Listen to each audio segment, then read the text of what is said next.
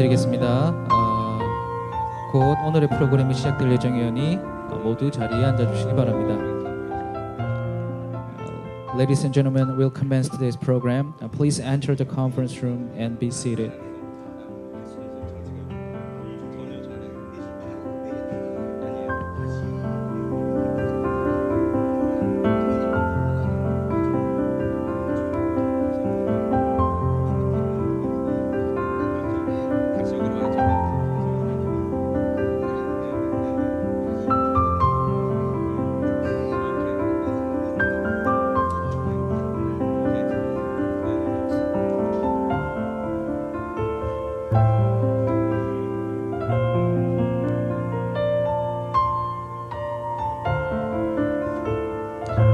Ladies and gentlemen, we'll commence today's program. Please enter the conference room and be seated.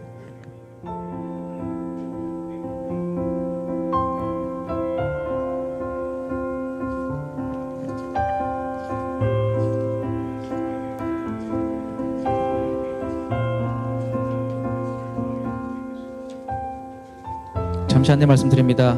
곧 프로그램이 시작될 예정이오니 참석자분들은 자리에 앉아주시기 바랍니다. Ladies and gentlemen, we'll commence today's program. Please enter the conference room and be seated. 그리고 어제와 같이 본 개회식은 동시 통역이 제공되고 있습니다. 한국어는 1번, 영어는 2번의 채널을 맞춰 주시기 바랍니다. As with yesterday, simultaneous interpretation is provided for the conference.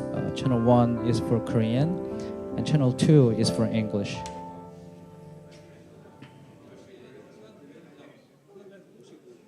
예. 조금 더 일찍 모시고 시간이 부족할 수 있어서 조금 더 일찍 모시고 오시면 예. 착석하시면 좋을 것 같아요. 2023 국제 특허법원 콘퍼런스는 온오프라인으로 개최됩니다. 모든 행사는 특허법원 유튜브 채널을 통해 시청하실 수 있으며 한영 동시 통역이 함께 진행되오니 채널을 다시 한번 확인해 주신 후 참석하시기 바랍니다. The 2023 International IP Core Conference is being held both online and offline. You can watch this session on our YouTube channel, where simultaneous interpretation is also provided. Please check the channels.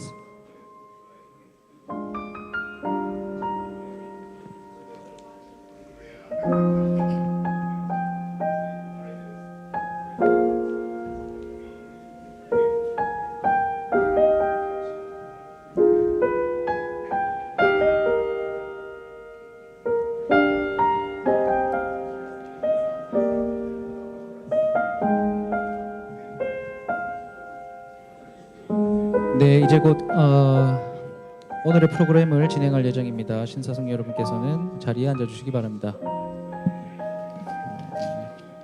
We'll commence today's program. Please enter the conference room and be seated.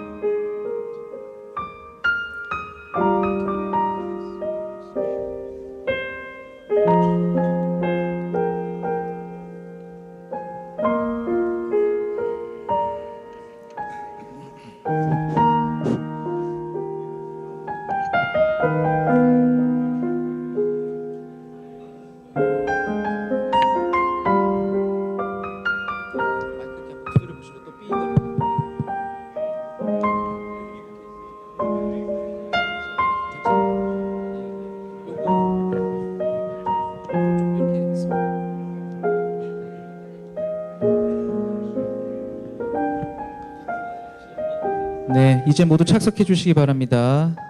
곧 세션을 시작하도록 하겠습니다. Please be seated. We're about to start the session 5.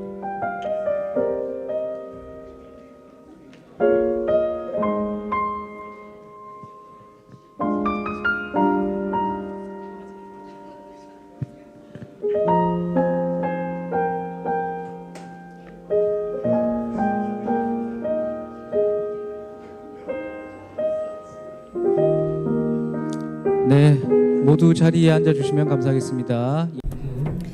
I'd like to ask you to please be seated. We're going to start today's program.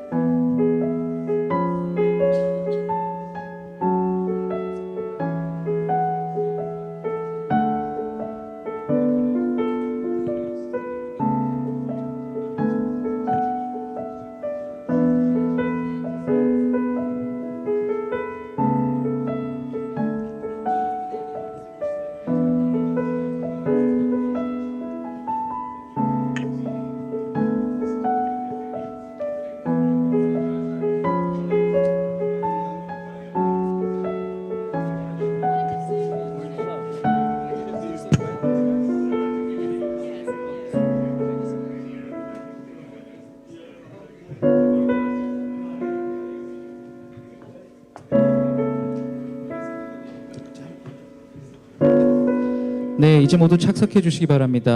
I'd like to ask you to be seated and I'd like to ask the panelists and the speakers for session 5 to get prepared.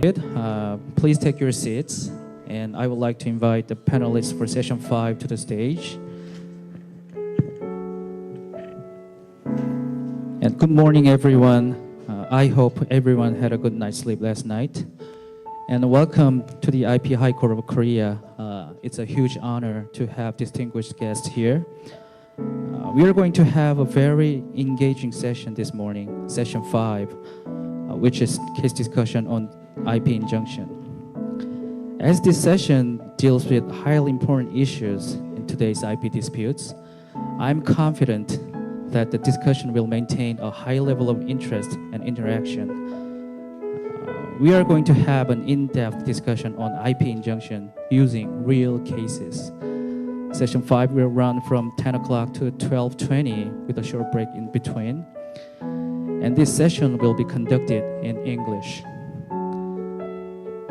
Now I'm delighted to introduce the session's moderator, Honorable High Court Judge Young-gi Kim of the IP High Court of Korea. Please join me in welcoming him.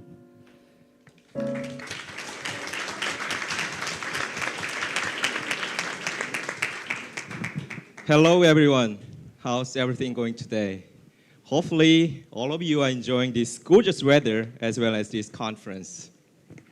I am a young Judge Young Kim from this IP High Court of Korea, which is the very first IP specialized court in Asia. Actually, I'm very proud of it. And also welcome to this very brand new session, which is newly launched at this conference, and which cases were recommended by our panel. And interestingly, in each case, SCP holders moved for get the injunctive relief. However, the German court and the US court have reached a different decision, of course, based on the different fact finding. I'm sure that it will provide us the best opportunity to compare IP injunction practices among the major IP4 countries. Especially, I appreciate Judge Klein and Judge Chang for recommending these meaningful cases. Thank you, judges. Okay. Oh, wait a second. Yes. Now, let me introduce the renowned panelists for our session. For this session, a whole collection of amazing people have joined us. Firstly, always lady first, Judge Annalena Klein from Regional Court of Munich 1.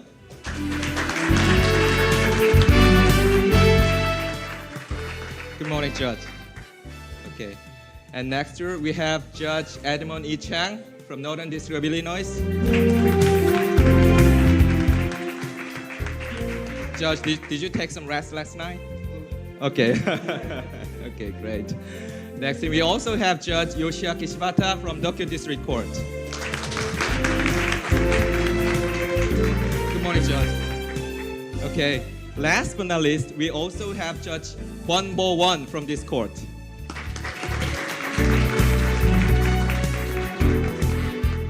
Yeah, we also wonderful case briefing attorneys from KIPLA. Firstly, Mr. Ki-jung Kim at Lin. And next to me, Ms. Haewon Chang at Kim and Chang. They are for German case. And we do have Mr. Sang Tae-jung at Yulchon. And we have Mr. Chung-eun Hong at Lee & Co. They are for US case. Okay, for your convenience, our team prepared a summary of the case. So please refer to the reference book on page 343 for Korean and 333 for English. 343, okay? Okay. Now I think it's time to open the case with the briefing from Mr. Ki-jung Kim. Mr. Kim, if you're ready, please proceed.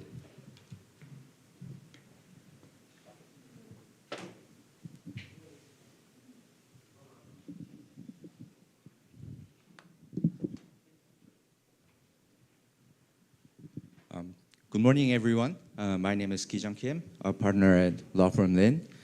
Together with Ms. Haewon Chang at the law firm Kim and Chang, we prepared the presentation of this case, Nokia v. Oppo. The case involves interesting discussions about Article 139 of the German Patent Act, which provides that injunctions may be denied for disproportionality. So without further ado, let's begin by introducing the parties involved. On one side, we have Nokia, a well-known entity that owns SEPs on wireless telecommunications. And on the opposite side, we have Oppo. What a perfect name for the opposite party. Manufacturer and seller of smartphones that implement these standards. After Nokia and Oppo had previously entered into a license agreement. And after expiration of the license and failure to agree on further licensing terms, Nokia filed an infringement suit against Oppo before the Munich District Court. Nokia alleged that Oppo's 4G compatible smartphones violated their patent, which relates to processing audio signals. Unfortunately, due to time constraints, we have to skip what the technology is about. I just want to note 2 points. First, this is a standard essential patent, so there is going to be some discussion about friend obligations and its relation to Article 139. And second, if you ever try to understand the technology and feel frustrated, you are not alone. So fast forwarding to the part that we are all gathered here for, the legal issues in this case. First, did Oppo infringe Nokia's patent? And second, was there an abuse of power by Nokia as an SP holder? Or was Oppo an unwilling licensee? Third, is there a substantial likelihood that the patent will be invalidated? And if so, should the infringement proceeding be stayed? And lastly, should an injunction be imposed under Article 139? Would such an injunction be disproportionate? I'll walk you through the parties' arguments and the court's decision on these points. Let's look at the parties' main requests first. Nokia sought injunction and damages against Oppo. In response, Oppo requested that the action be dismissed entirely because, of course, Oppo did not infringe the patent. Alternatively, Oppo suggested a pause on the legal proceedings pursuant to the German Civil Procedure Act because there was an invalidation action on the same patent. Lastly, Oppo pleaded for the exclusion of the injunctive relief due to its disproportionality. As for the disproportionality, Oppo asserted that the injunctive relief would cause excessive hardship. Oppo also accused Nokia of misusing its dominant position. Nokia argued they've maintained good faith. Nokia categorized Oppo as an unwilling licensee. These are the outline of the parties' arguments. Now, let's look into the court's reasonings and rulings. The court found infringement of the patent, although I think it would be very interesting to compare the law of indirect infringement across different countries. Again, due to time constraints, I'm afraid we have to fast forward to the main topic of this session. So now we know that Oppo infringed the patent. Would the injunctive relief be disproportionate? According to Article 139 of the German Patent Act, a party who infringes a patent may be sued for cessation. However, this right is subject to the principle of good faith. This right is negated if it would lead to unjustified hardship for the infringer or third parties.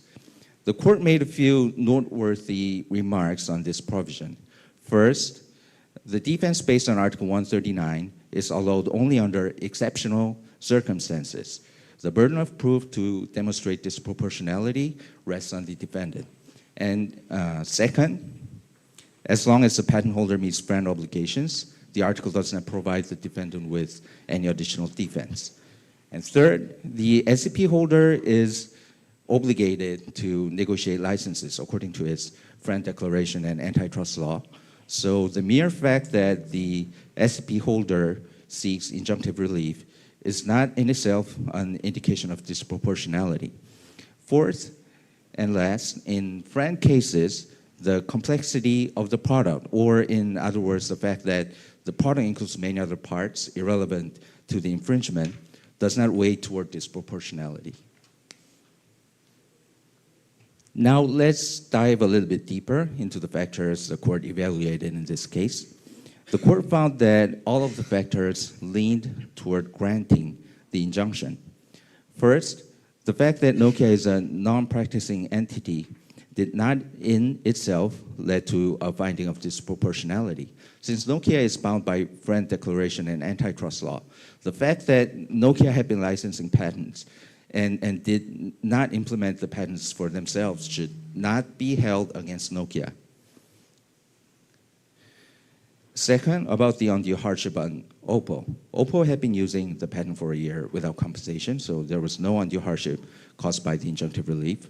That's what the court found. And third, Oppo refused Nokia's offer that was not completely unacceptable.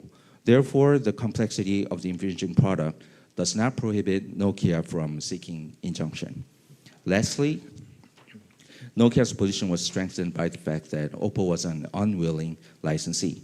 The court also referred to a prevailing opinion in the academia, which was if the SCP holder adheres to its friend obligations, Article 139 doesn't grant any additional defense for the implementer, unless there are other circumstances evidencing disproportionality.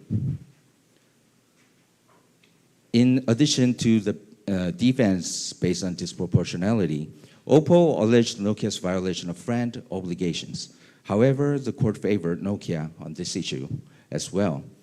According to the decision, abuse can arise if the SCP holder obstructs products from accessing or remaining in the market.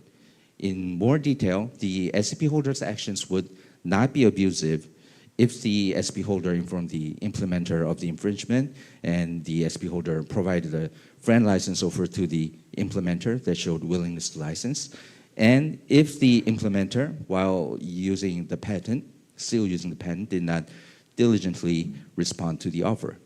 And on the other hand, it can be abusive if the SCP holder did not make enough effort to engage the implementer or deny the friend license despite the implementer's efforts. While making an offer with non-friend terms is not abusive by itself, refusing to negotiate and conclude a friend license agreement can be abusive. So both parties must play their part to successfully conclude a licensing agreement. That said, the implementer's behavior seems to be a little bit more important. The court held that the implementer must be eager and clear in its intent and its behavior to finalize the friend agreement. then was Oppo an unwilling licensee? The court saw delaying negotiations as an indication of unwillingness. An implementer is only released from responding to an SP holder if the offer is so far from acceptable that it essentially amounts to a refusal. Finding that Nokia's offer was not such a case, the court determined that the lack of detailed royalty calculation in Nokia's offer did not render it unacceptable. What mattered was the communicated amount resulting from the underlying calculation. On the other hand, evaluating Oppo's conduct, the court observed that Oppo only raised objections during court proceedings, and their proclaimed readiness to license was contradicted by their actions because Oppo's exchanges with Nokia seemed to be designed more to delay than to conclude a license agreement. And despite ample time and opportunity, Oppo did not take adequate steps as expected by business practices and good faith. So in conclusion, the court determined that Oppo was an unwilling licensee. Lastly, let's look into Oppo's request to suspend the proceeding. The court found that the right to enforce the patent should be respected given the limited duration of the patent. In essence, suspending an injunction proceeding may amount to a de facto suspension of the patent right itself. Therefore, the suspension can be considered only if there's an overwhelming probability of the patent being invalidated. In this case, since the patent at issue is novel and inventive compared to prior arts, the court denied to stay the proceedings. So in conclusion, the court found that Oppo infringed the patent in question, and Nokia did not exploit its dominant position as an SCP holder. Conversely, Oppo was perceived as an unwilling licensee because Oppo used delaying tactics when Nokia's offer was not completely unacceptable. And the patent, since the patent was unlikely to be invalidated, there was no warrant to suspend the infringement proceedings. And lastly, granting the injunction is not disproportionate, considering the nature of the defense as an exception to the principle. So my briefing of the case ends here. I want to express my appreciation to Ms. Haewon Chang for this wonderful material. Now I will hand over the mic to our moderator. Thank you.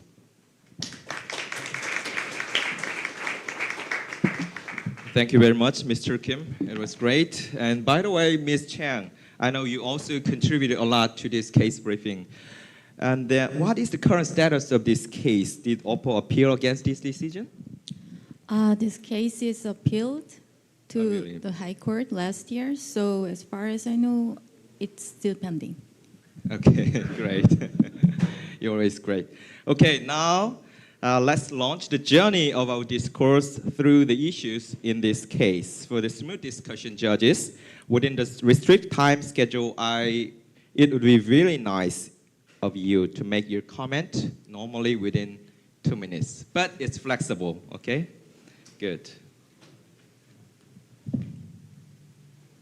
The first issue is proportionality and standardization patent. The first question goes to Judge Klein. Okay, actually she was at the bench for this case, you know.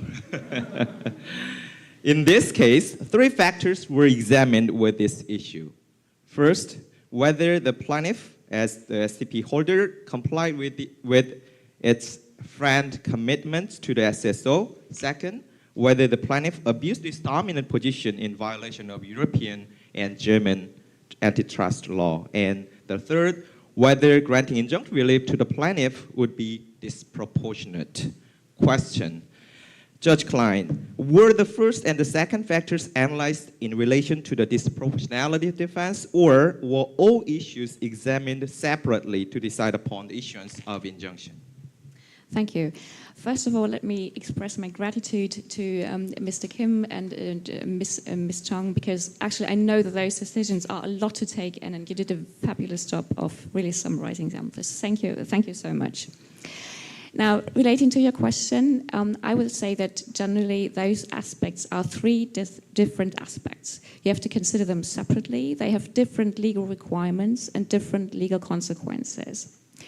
Now, in this case, we always look into the defense as it is presented to us. We did very briefly look into the issue of a contractual obligation stemming from the SSO declaration, but this was not the focus of the discussion of the parties, so it's just mentioned in one paragraph in the decision. So we focused on the antitrust issues, the front defense, and then the disproportionality defense.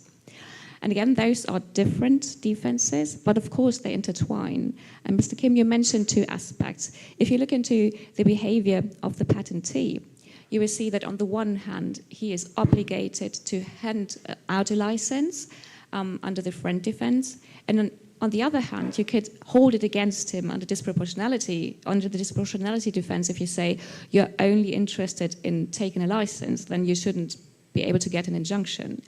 And here we decide, well, you have to look at the whole picture. You can't really separate those two totally. You have to look at the whole picture, and then you can't hold it against him that he is willing to give a license where he's obligated to give a license under friend issues.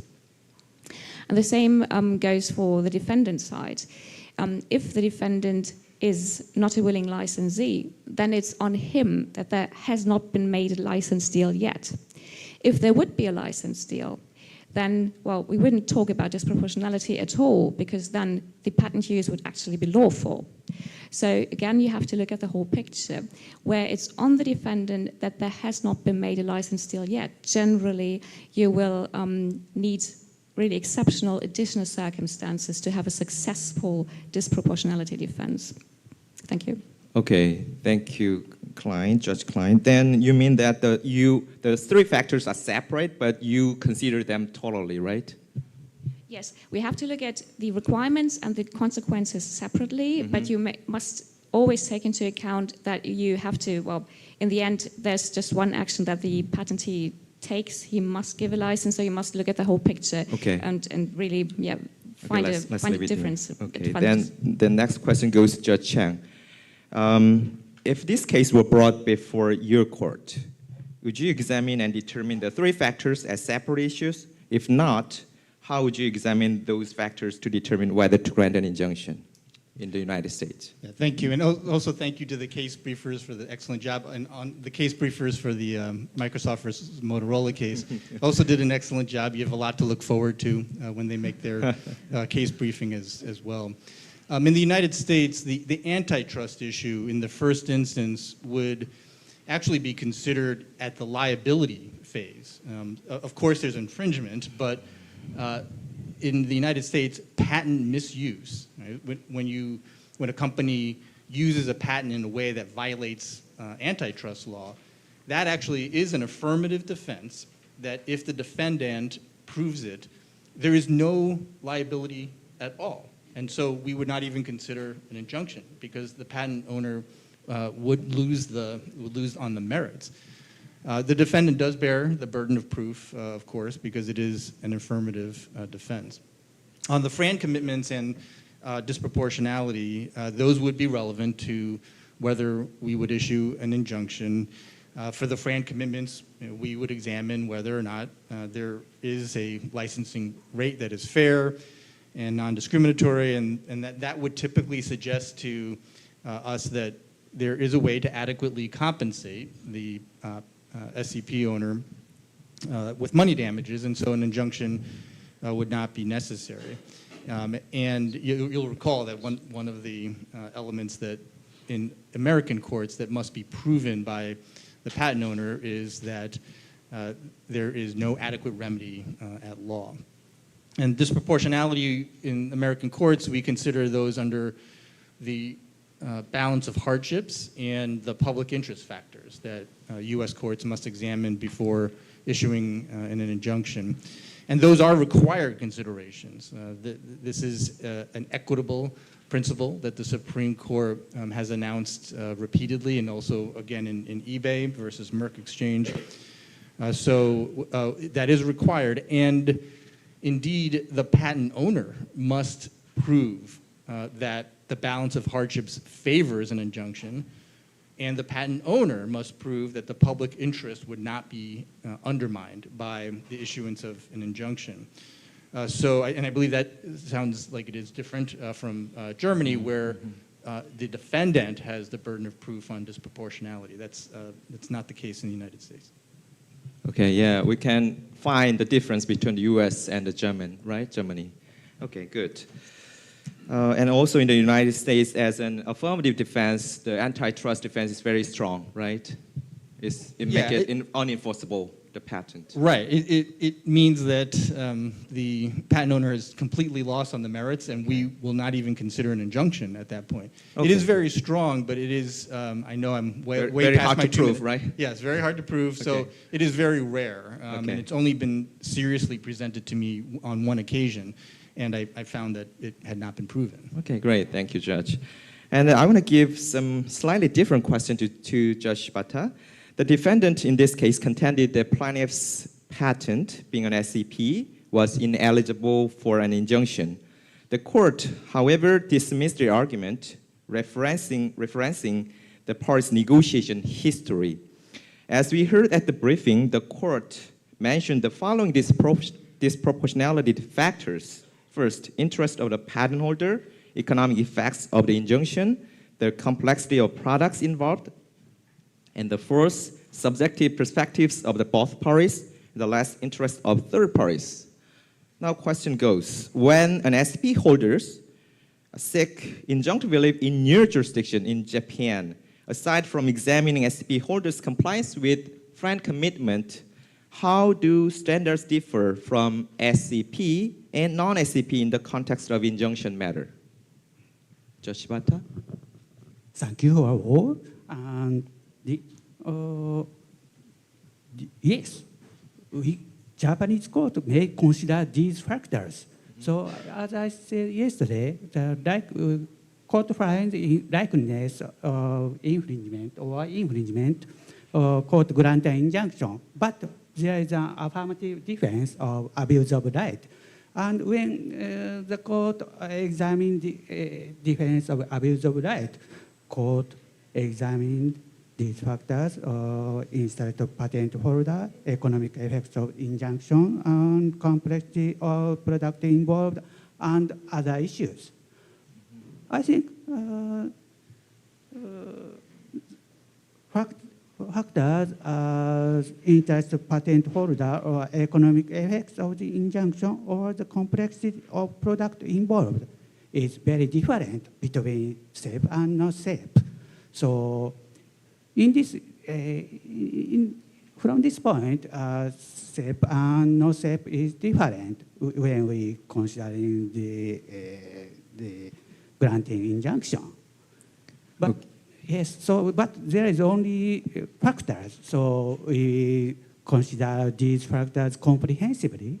And also the burden of proof bears the defendant. So, Okay, Judge. Then in Japan, whether it is abusive of right is not or not is very important, right? And by the way, in any way, the SP factor characteristic weighs against granting the injunction in some way? yes, I think that the factor of against the injunction. Mm-hmm. But we consider many things comprehensively. So I think SAFE doesn't itself lead to dismissal of injunction. Mm-hmm. So we consider many factors. Okay, thank you. Judge Kwon, could you give us any comment from Korean court's perspective? Yes, it is difficult to say that there are many cases regarding on injunctions related to SCPs.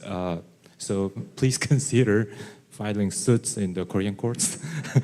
But I think the decision rendered by Seoul Central District Court in Samsung versus Apple would serve as a good reference. The court held that the mere fact that a patent is an SCP or the patentee has declared a front or rent commitment does not inherently or automatically preclude the patentees from obtaining an injunction.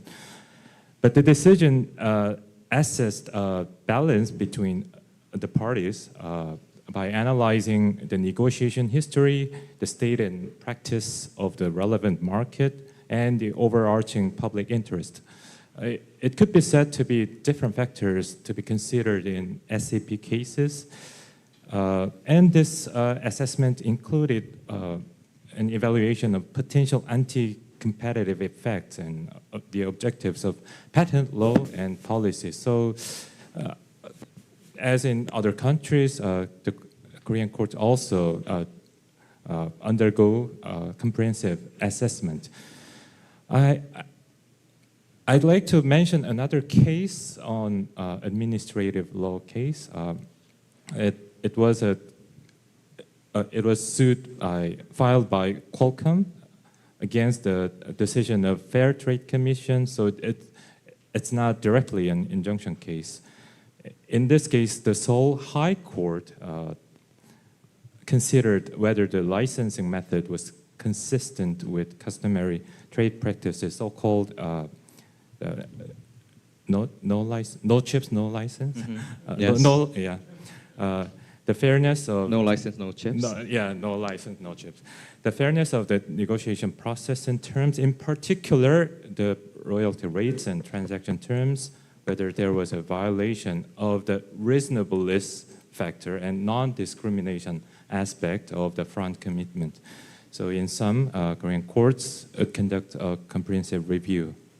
Okay, Judge Kwon, you mentioned that there was not that much SB case in Korean court. However, these days it's attracting a lot of attention, right? Even in Korea. Look at that, audience is there. So I have some follow-up question for you. In an SCP case, it's often the patent portfolio, including foreign registered patent, that is the subject of royalty negotiation, not just one patent registered in foreign country. So with respect to determining the appropriate royalty rate complying with friend commitment, the cross-border issues such as the appropriateness of assessing the royalty amount, invalidity, and value of those foreign registered patents could be raised in Korean court. And this may bring a jurisdictional challenge or related debate. Judge Kwon, would you please introduce the Korean practice or the recent amendment of private international law relating to this matter? Yes, in Korea, traditionally or in principle, the courts have focused primarily on domestic patents and their impact, domestic impact. So foreign market impact was considered limitedly. However, a potential paradigm shift has been introduced by the recent amendment to private international law, which became effective from July 5th of 2022. There are not many cases regarding the amendment, but the updated Article 39, paragraph 3 provides that if the principal infringement of IP rights took place in Korea, a lawsuit can be filed for all results of the infringement, including those that occurred abroad. So this amendment may lead to the development of the legal framework. However, Korean judges are so accustomed to focusing on domestic impact that there are debates on how this amendment will really be applied or how the jurisprudence will develop. But this gives a potential that damage from the abroad would be considered in Korean decisions. But I think the abroad impact should have causally and very closely related to the domestic infringement, because it mentions principal infringement should be happened in Korea. I think you already touched the damage issue, but if I echo or add something to the amendment of international private law, the amendment mainly relate to the international jurisdiction. So from now on, I think that Korean court might have some more active attitude towards the patent portfolio issues for some jurisdiction issues. Okay. To add one thing, there was a Supreme Court case regarding, because you mentioned about jurisdiction, there was a case, the plaintiff sought for anti-arbitration suit, and the Supreme Court decided that this was not allowed in Korea. But these days, the legal framework or landscape is pretty rapidly changing, so we should watch. Let's see what happened after the amendment. Okay, let's move to next issues. I prepared these NP-related questions, but I want to skip it because yesterday we already handled this issue deeply. NPE, non-NPE, doesn't matter, right? Okay, the third issue is antitrust objection. Also, this issue will be opened by the answer of Judge Klein, you know, right? In this case, the defendant argued that the plaintiff's request for injunctive relief amounted to an abuse of dominant position forbidden by European and German antitrust law. Nevertheless, the court disagreed with the argument. You disagree with it, right? And could you elaborate on the foundation of the decision on this specific matter? You may include the negotiation model established by CJEU, as well as the following decision by German Federal Court of Justice, please. Well, you mentioned the framework that we had to work with. We first set out the framework, and Mr. Kim, like I said, expertly summarized it. We do have Article 102 of the TFEU to think of, and both the CJEU, the Court of Justice of the European Union, in their decision Huawei versus ZTE, as well as the Federal Court of Justice of Germany, in their decisions Friend Defense 1 and 2, gave us the legal framework to work with. Now, the CJEU established a negotiation model, and the Federal Court of Justice certainly elucidated that. And you mentioned, Mr. Kim, what this negotiation model is about. Both parties must play their role in this negotiation model. And I think the Federal Court of Justice expressly puts a strong emphasis on the willingness to take a license by the patent user. And what they also say is, who is to find the friend trade? In the end, in most cases, the parties discuss several conditions of the contract, but in the end, they will discuss and debate the friend rate. And so who's the best one to set a friend rate? Is it us, the courts? Is it experts? As we understand it, the Federal Court of Justice says, no, it's the parties. It's the parties who should find the rate by negotiating. Okay. And so that's really the thing. And one thing I would like to stress also, and I think we might have a slight difference there to the yes, is that the first offer that has been made by the patentee is merely the starting point of negotiations. So we don't have a one-shot approach, as maybe the US have. Mr. Chung will probably elaborate on that. But it's merely the starting point, unless the offer is so completely unfriend that you're not supposed to take it seriously, and then you need not react as a patent user. But unless it's so completely unfriendly, you need to react. Thank you. Yes, unless it's completely unacceptable. It's a very impressive expression. Okay, thank you. Okay, and then these questions goes to the three of judges. Judge Chang first. In your jurisdiction, is the defense of antitrust commonly invoked in SCP-related cases? Considering the factual case, could you elucidate the likely conclusion in your jurisdiction along with underlying reasons? That's a difficult question, but yes. Well, as I noted before, patent misuse based on antitrust, an antitrust violation is, in my personal experience, very rare. I look for data on this. We do not have data on how often patent misuse is asserted in SEP cases. But my personal experience is that it is very rarely advanced in any kind of patent case, let alone an SEP case. Here I think I'm always hesitant to try to decide, a case without giving lawyers a chance to brief arguments under American law. But having said that, all I see on this record is that Nokia just did not arrive at a licensing rate, and they didn't do anything wrong. It seemed like, and there's no general rule that it's just a start. The opening offer by the patentee is just it has to be only the start. But I think we typically expect that there's going to be negotiation to show the good faith attempt to arrive at the rate.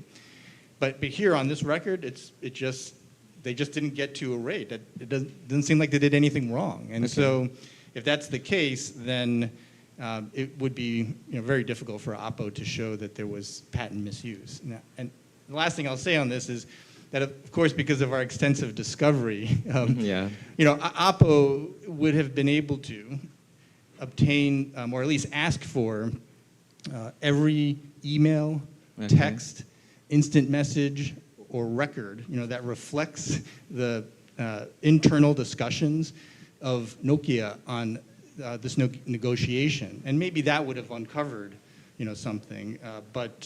Yeah, so that might have altered the factual record. But as it is, it didn't seem like Nokia has done anything wrong. Okay, great, thank you. How about in Japan's perspective? So also it's very difficult to answer. So there are not so many safe cases, but the defense of antitrust can be invoked in safe-related cases also in Japan. And the defense of antitrust is a defense that bears the burden of proof bears the defendant. In Japan, there is a case in which the defense of antitrust succeeded, but that case is unfortunately not the case, not the safe-related cases. So I don't say anything based on precedents, but in my personal impression, I think in this case, seeking injunctive relief itself may not be the abuse of the dominant position, and other factors related to dominant positions are not clear. So, I think in my personal opinion, it seems that Nokia didn't abuse its dominant position, so the defense fails. Okay, thank you. We all know that judges are very cautious to give very clear answer, right, in a short time. Okay, Judge Kwon, could you give us some quick comment about this matter? Yes, I would say in Korea the defense of unfair competition is pretty often invoked in SEP cases. I mentioned two cases earlier, and both in Samsung versus Apple and Qualcomm cases, this anti-competitive defense was pretty deeply considered. And in Samsung cases, in the Samsung versus Apple case, the Seoul Central District Court rejected all claims suggesting Samsung's actions amounted to abuse of dominance. On the other hand, in Qualcomm case, no license, no chip policy were found to be inconsistent with brand commitment. Yeah, you mentioned it before, right? Okay. Judge Klein, are you happy with their answers? You made great decision, right? Okay, they agreed with that. Thank you so much. Okay, great. Then let's move to the next issue. The procedural suspension pending invalidity proceeding. I'm very sorry, but I cannot but start this question with Judge Klein again. Yeah, okay. In this case, the defendant sought to stay the injunction proceedings, referencing on ongoing third-party invalidity challenge against the plaintiff's patent.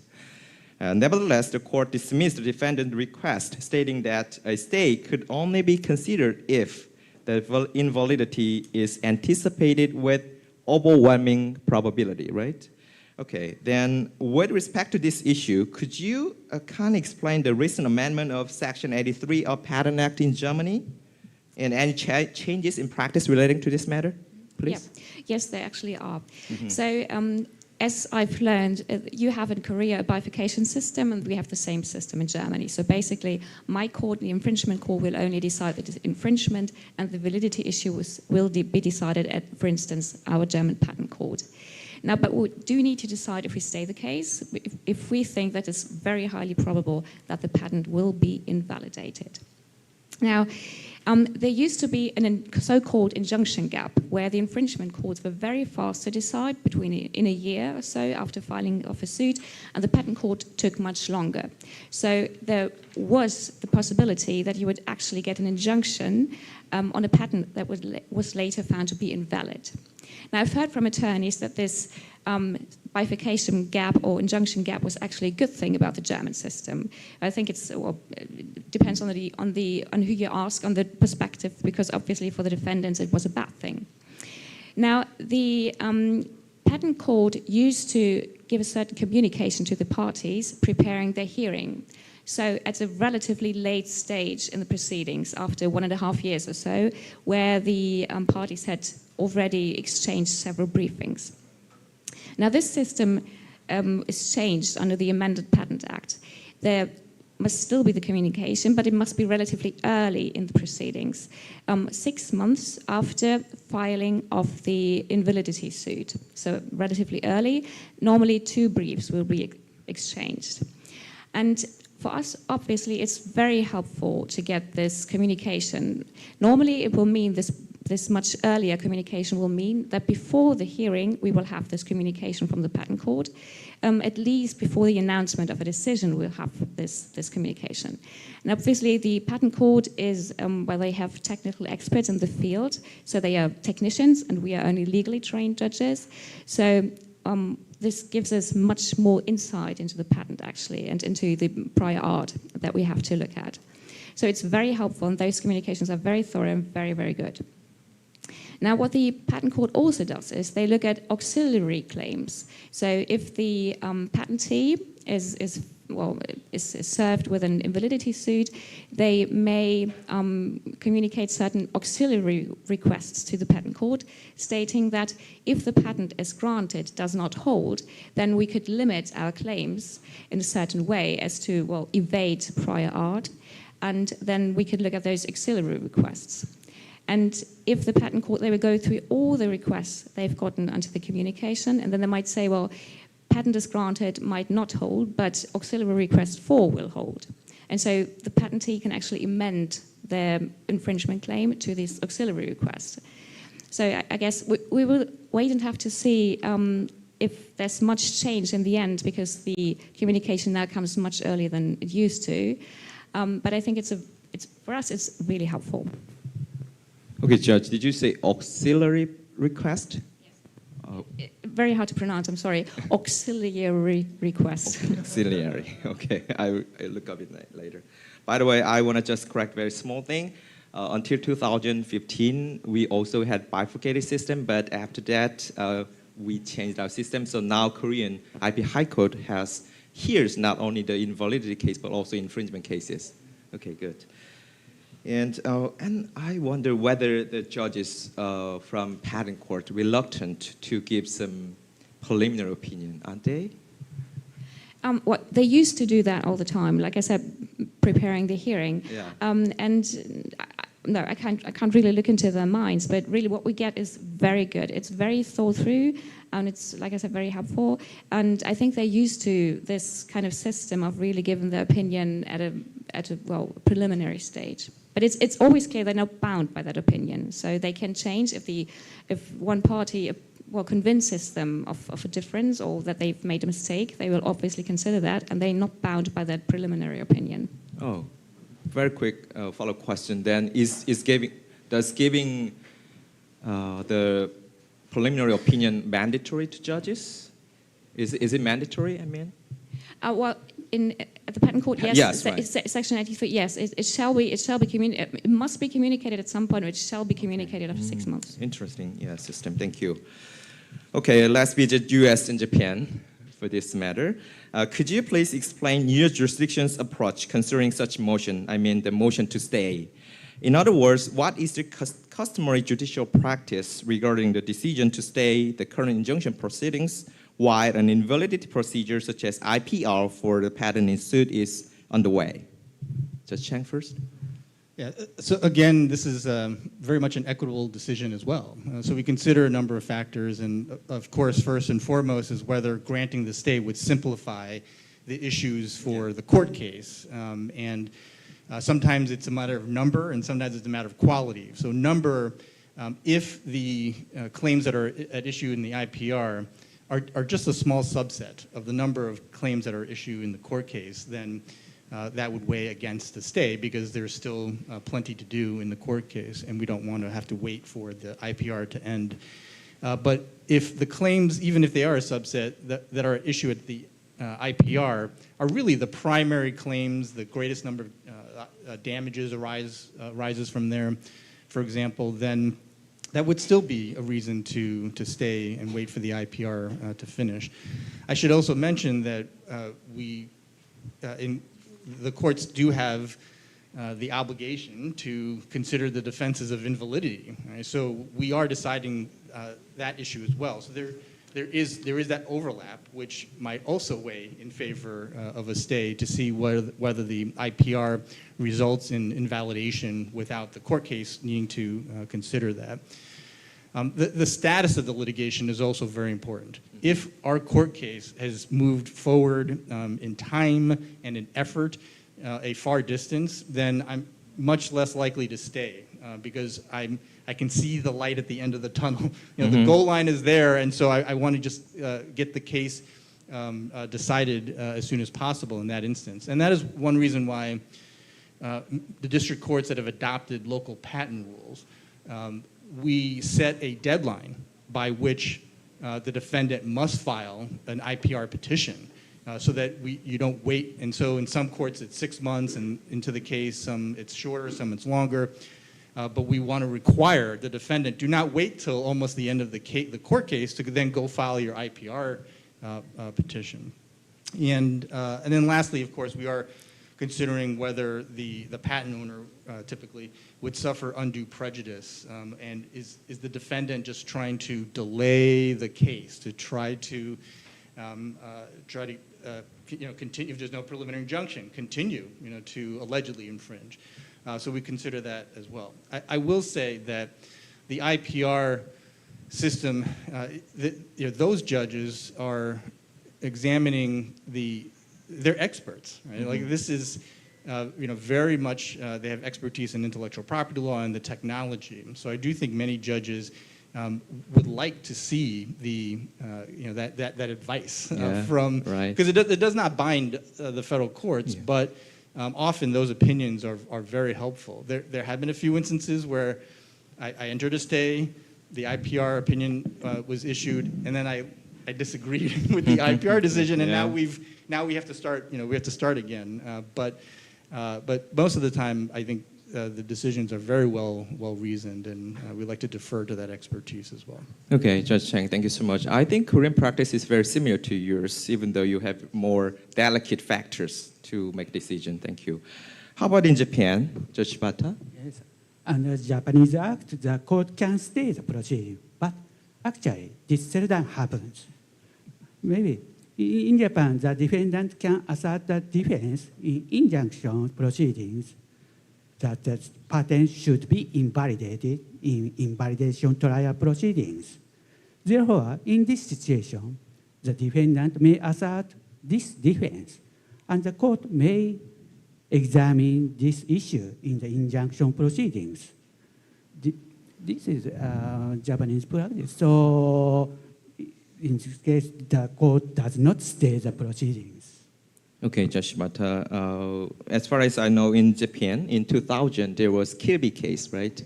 And in that case, the Supreme Court of Japan held that the district court can make a decision about the invalidity of the patent in suit only if it is obvious to be nullified.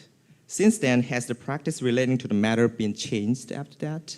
Yes. So after the Kirby case, the law was amended, and so the obvious element has deleted. So I think nowadays, more than half of the cases, the defendant assert this defense. So the practice has changed very much. Okay, thank you. I should start Japanese. Thank you. Next, let's move to the next question. Order of injunctive relief. I'm sorry again, Judge Klein. This question also goes to you first, because you made the decision. I'm sorry.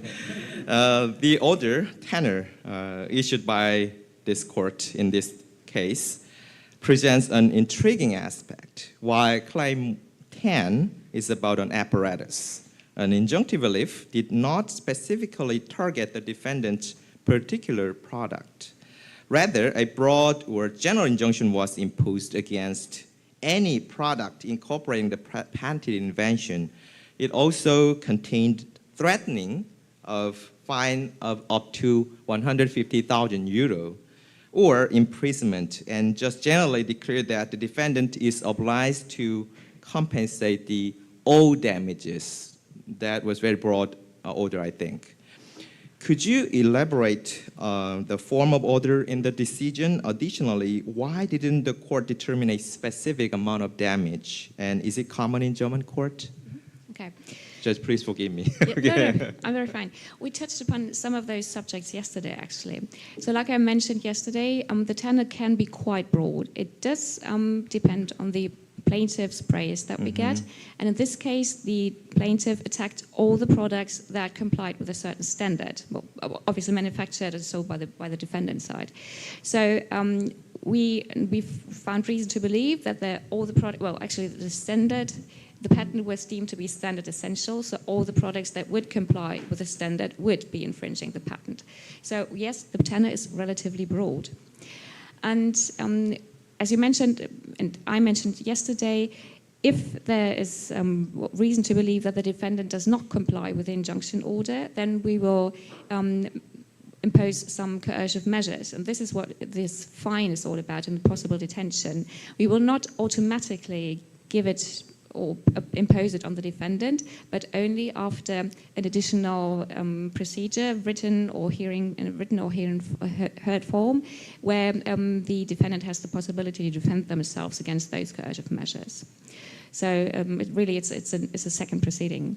As to the damages, like I said yesterday and earlier, we do have a kind of a bifurcation system. In this case, again, the plaintiff only asked for a declaratory judgment concerning the damages. So we did not set a specified amount. We only established the general obligation of the defendant to pay damages at a later stage. And this is generally done in patent infringement cases. It's procedurally possible to ask both for an injunction and a specified amount of damages at the same time.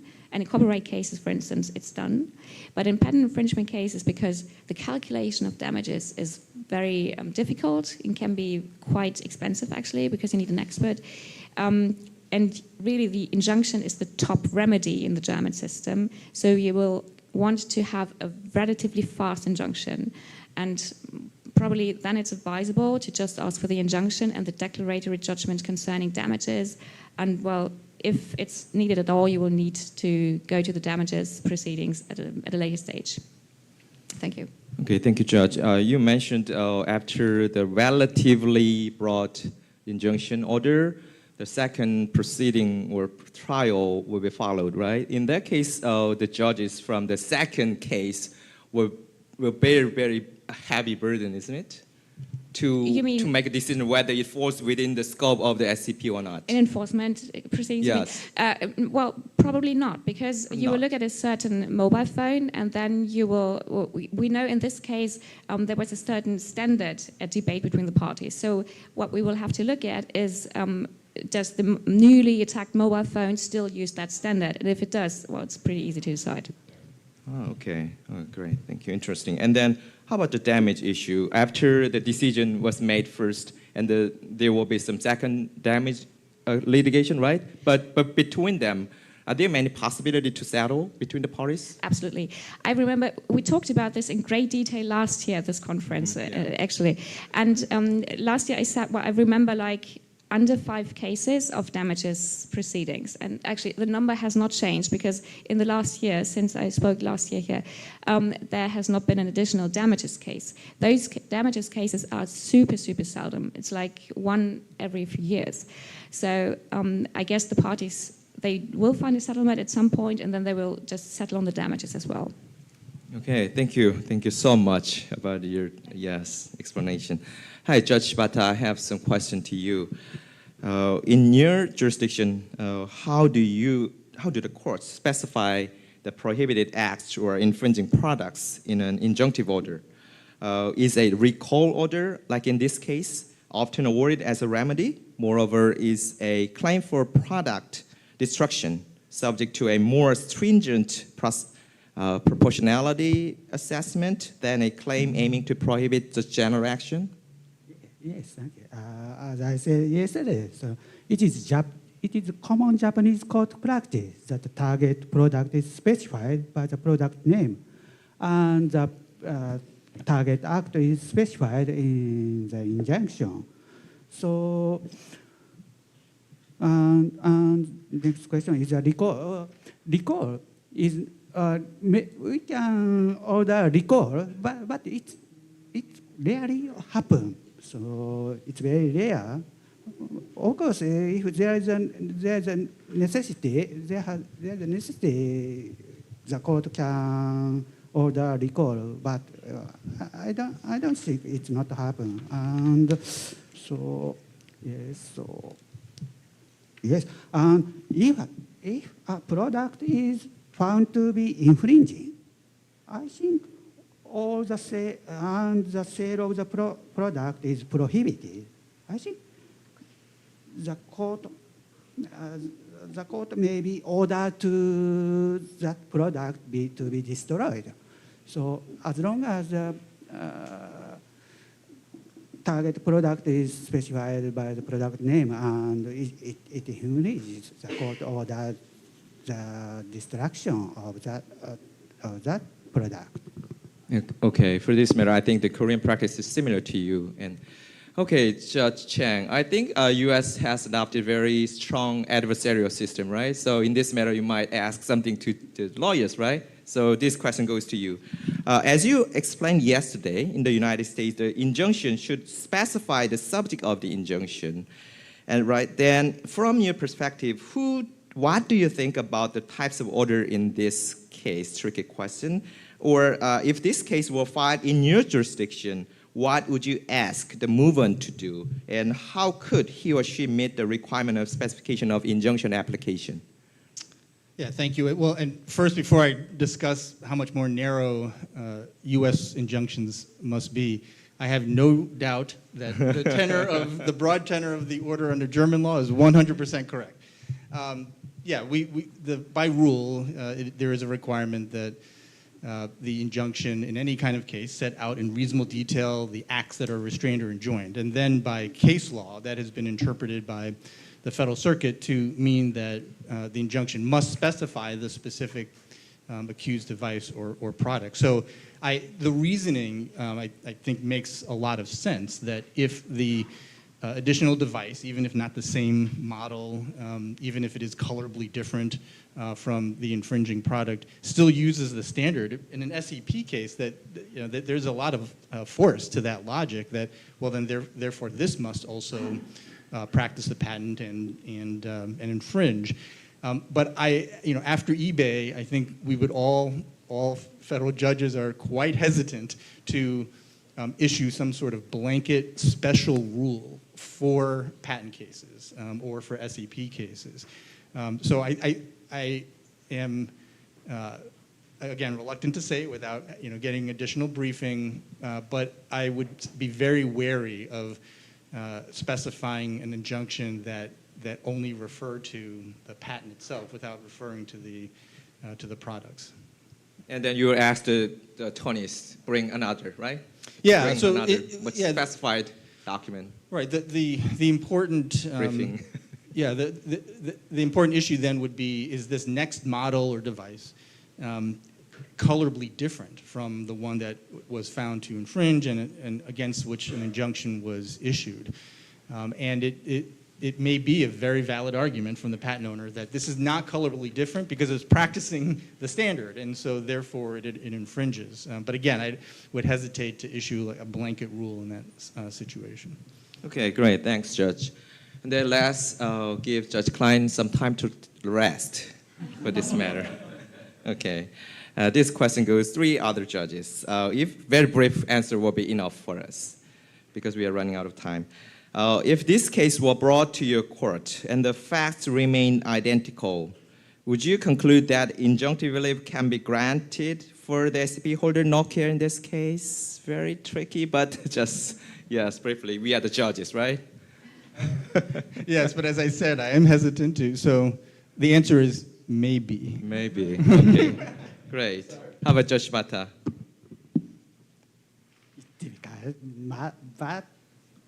But maybe not. Maybe not. Really? Okay. Probably. I would conclude that the injunctive relief should be granted. I thought the ruling was very persuasive, so I thought I cannot see it otherwise. But the degree of specification might be different. Okay, thank you, Judge Guan. Sorry, but I changed. Oh, really? Oh, wow. So maybe. Yes, great, great. That's the favor of deliberation, right? We debate and reach a conclusion. Okay, great. Great. Congratulations, Judge Klein. Okay. Okay. Okay. Actually, I wanted to ask some comment, but I want to skip this one for the audiences. Yes. This time, I'd like to open this floor to the audiences. Ladies and gentlemen, if you have any question directly to the judges, just raise your hand and briefly introduce yourself, and please proceed in English. And just specify who you are asking to. Nobody? Really? Okay, then let's go back. I'm sorry, Judge Klein. Would you share any additional comments or insights you might have concerning this decision? Yes, it was a very hard case, right? It was a hard case. And actually, it was the first friend case or SAP case that we took in a new composition of judges. So for us, it was a very important decision, I think, to find some aspects of how we want to approach friend. And actually, you mentioned, Mr. Kim, that we would look more onto the defendant's behavior. And this has been a focal point of criticism about our jurisprudence. And at this point, I would like to mention that this is a decision taken by the Munich court in Germany, but we have several courts in Germany dealing with SAP cases, especially Düsseldorf, which is the most known venue in Germany for friend cases, and Mannheim, and they might take different approaches, although we have the Federal Court of Justice's decision. But clearly it's been mentioned to us, especially by defendants' attorneys, that we did not understand the Federal Court of Justice in the right way. So unless we have further guidance, it remains, remains slightly difficult to say what the Federal Court of Justice wanted to tell us. We obviously think, and I think, we understood them correctly. And I would like to stress that we don't try to be patentee friendly or negative on the defendant, but we try to find the right approach of how to deal with friend issues. And like I said, it's my total conviction that it's the parties who need to set that friend rate. We could ask 5 experts and we would probably get 5 different answers as to what is friend in this case. So really it's all about negotiation. And this is what we're trying to achieve with our approach. But I do know that we're criticized. I totally stand by our decisions, totally. But I'm very happy to discuss all these issues, obviously. Thank you. Great, great. Thank you, Your Honor. Yes, no question. Okay, I want to wrap this case here. And it's already 11:07, so I'd like to have some very short break. And we'll resume at 11:15 sharp. Okay? Great. Thank you, Judge. Thank you. Thank you.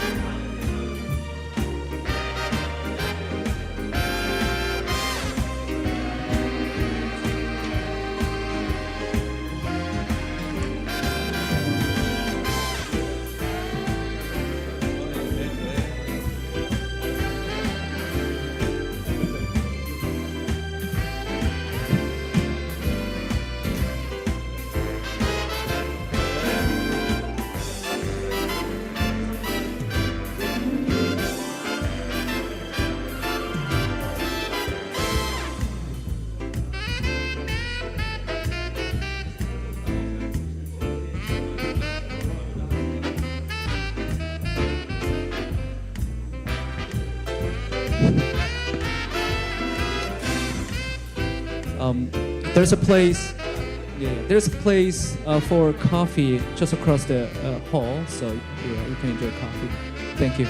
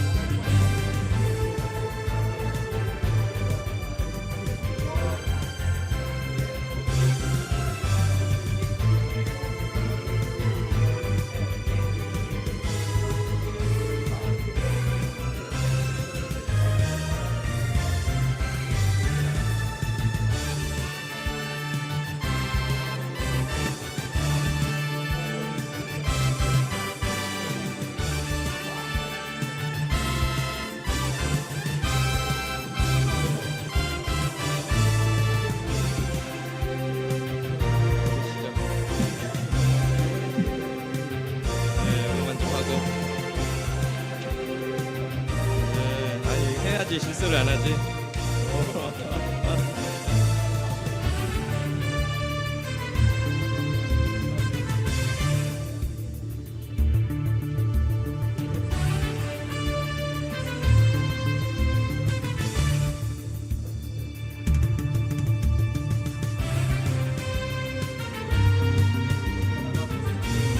소개. 네네네. 그러니까 소개를 하고.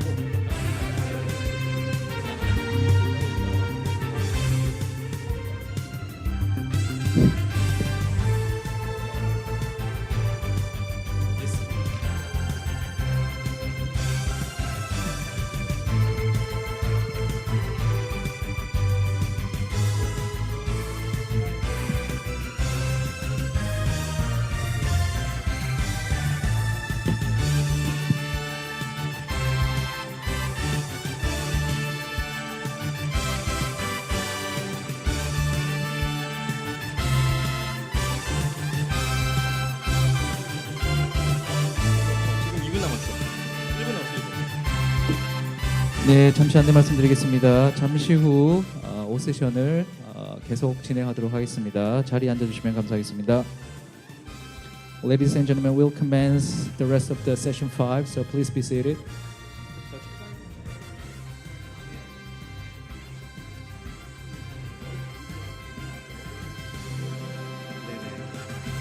알겠습니다. 그러면은 제가 말씀드리겠습니다. 예.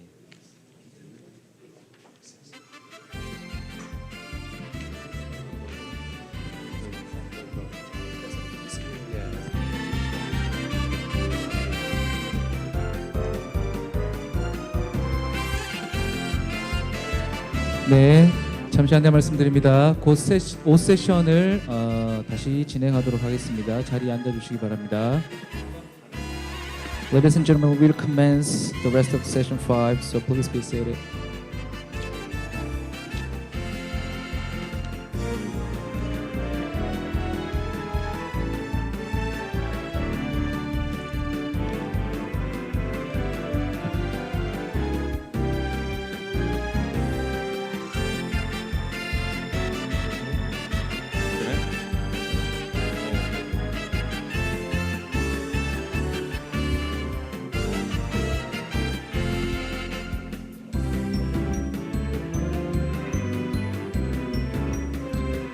네, 이제 곧 5세션을 진행하도록 하겠습니다. 자리에 앉아주시기 바랍니다.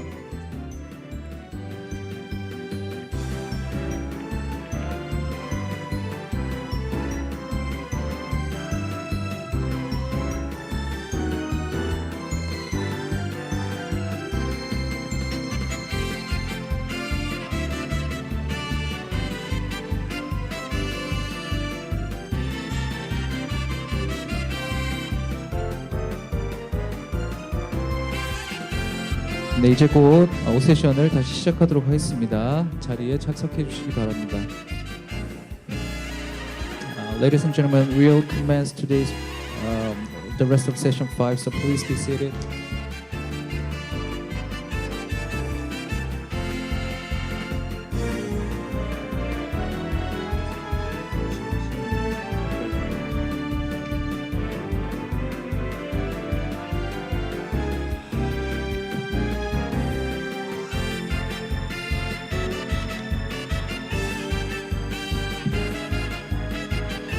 네, 이제 곧 5세션을 다시 진행하도록 하겠습니다. 자리에 앉아주시기 바랍니다.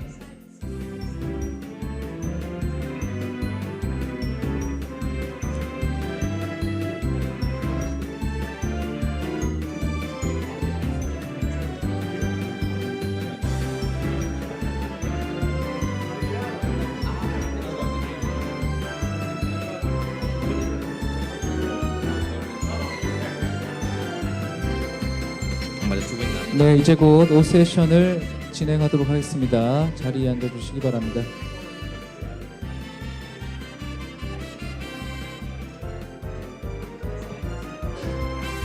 Ladies and gentlemen, we'll resume the rest of session 5, so please be seated.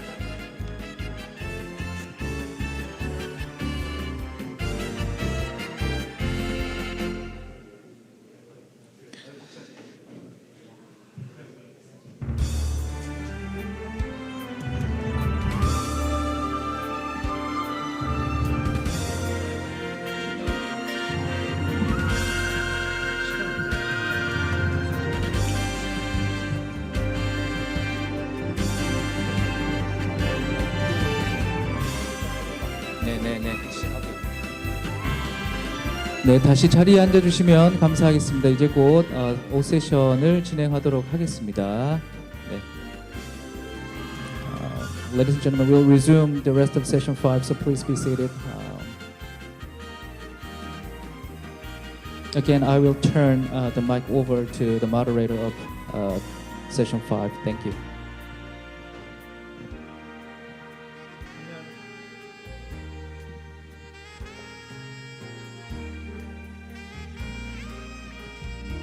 Please give my presentation.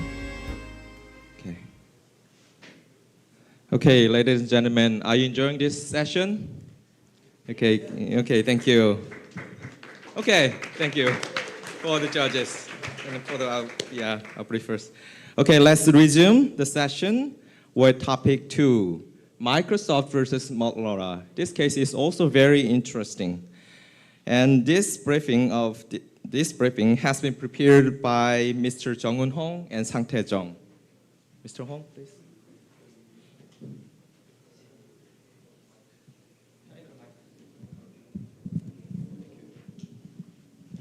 Thank you, Judge Kim. Good morning, ladies and gentlemen. My name is Jung-Eun Hong from Lee & Co. I'm deeply honored to brief you on this very important case, Microsoft versus Motorola today. Due to the time constraint, please understand that I will focus only on explaining the essential content of the case. Okay. I will start by outlining the facts of the case. Motorola publicly stated its plan to license essential patents related to IEEE 802.11 wireless LAN standard and ITU H.264 advanced video coding standard under RAN terms. Microsoft, the technology company known for products like Xbox, incorporated these standards into its products. In the chronology of the dispute, in October 2010, Motorola sent Microsoft 2 letters offering to license its essential patents at 2.25% per unit.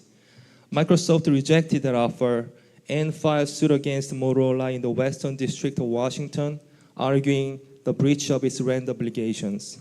In July 2011, Motorola sued Microsoft for patent infringement in Germany, and Microsoft moved its logistics operations to the Netherlands to avoid the potential financial losses in the event of a German court's injunction. In response, Microsoft filed its motion for a temporary restraining order and preliminary injunction with the district court to enjoin Motorola from enforcing any German injunction that it might obtain. The district court granted the temporary restraining order and preliminary injunction. After this ruling, Motorola appealed to the United States Court of Appeals for the Ninth Circuit, and the Ninth Circuit affirmed the district court's grant of an anti-suit injunction. Then the district court dismissed Motorola's injunction request and determined the RAN royalty rates as 0.555 cents per unit for H.264 patents and 3.471 cents per unit for IEEE 802.11 patents through the bench trial. After the bench trial, the jury found that Motorola had breached its RAN obligations and awarded Microsoft damages of $14.52 million. The Ninth Circuit affirmed the district court's decision on Motorola's breach and damages award. This case revolves around the issuance of an anti-suit injunction and explores whether seeking injunctive relief by a patentee declaring their patents as essential under RAN terms violates the duty of good faith and fair dealing.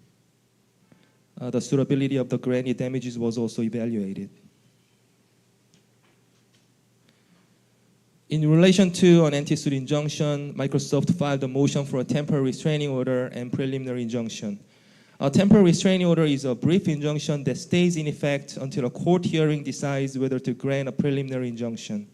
In April 2012, Microsoft was granted a temporary restraining order by the court, preventing the enforcement of German court injunctions.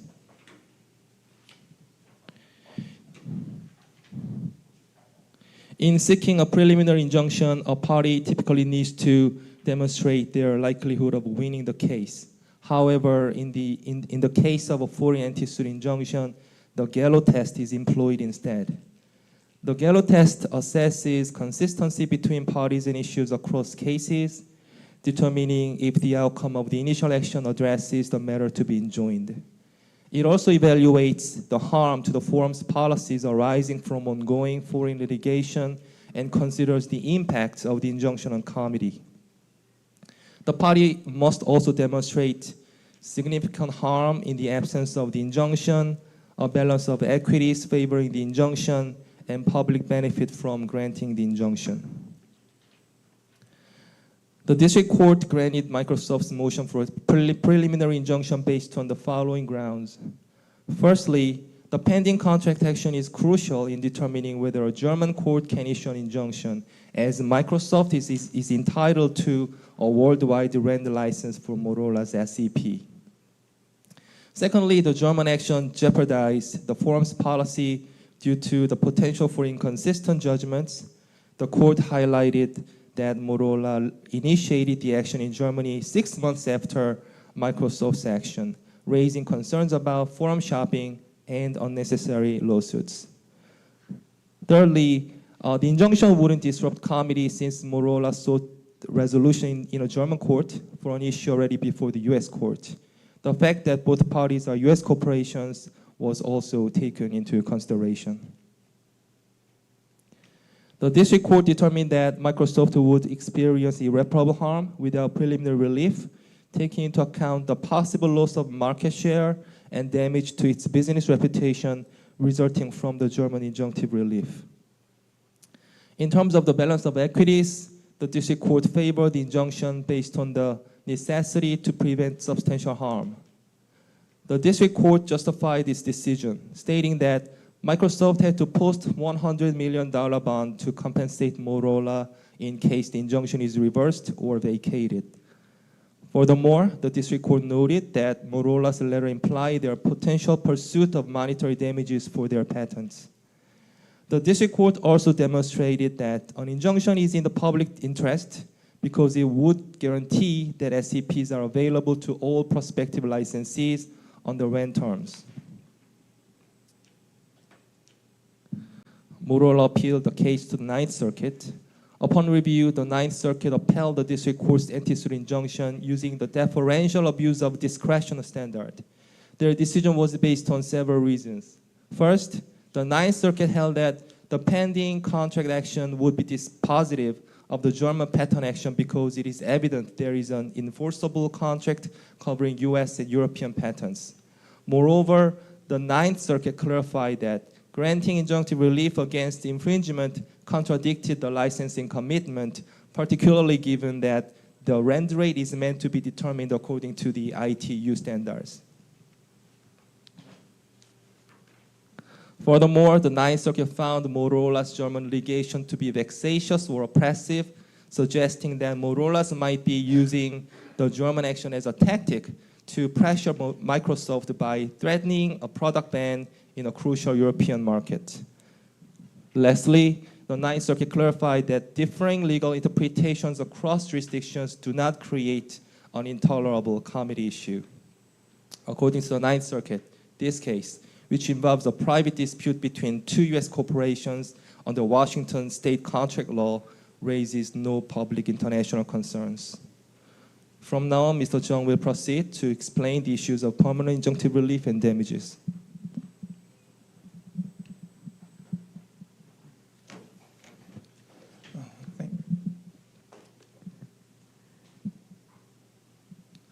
Thank you.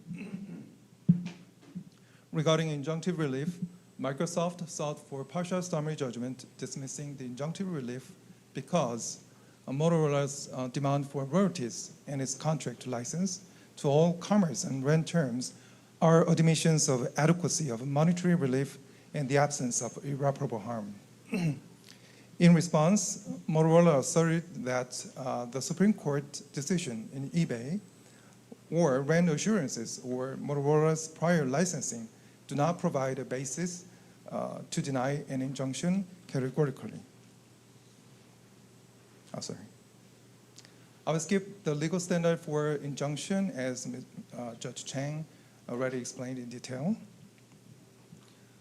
In 2012, the district court held as follows. First, RAND.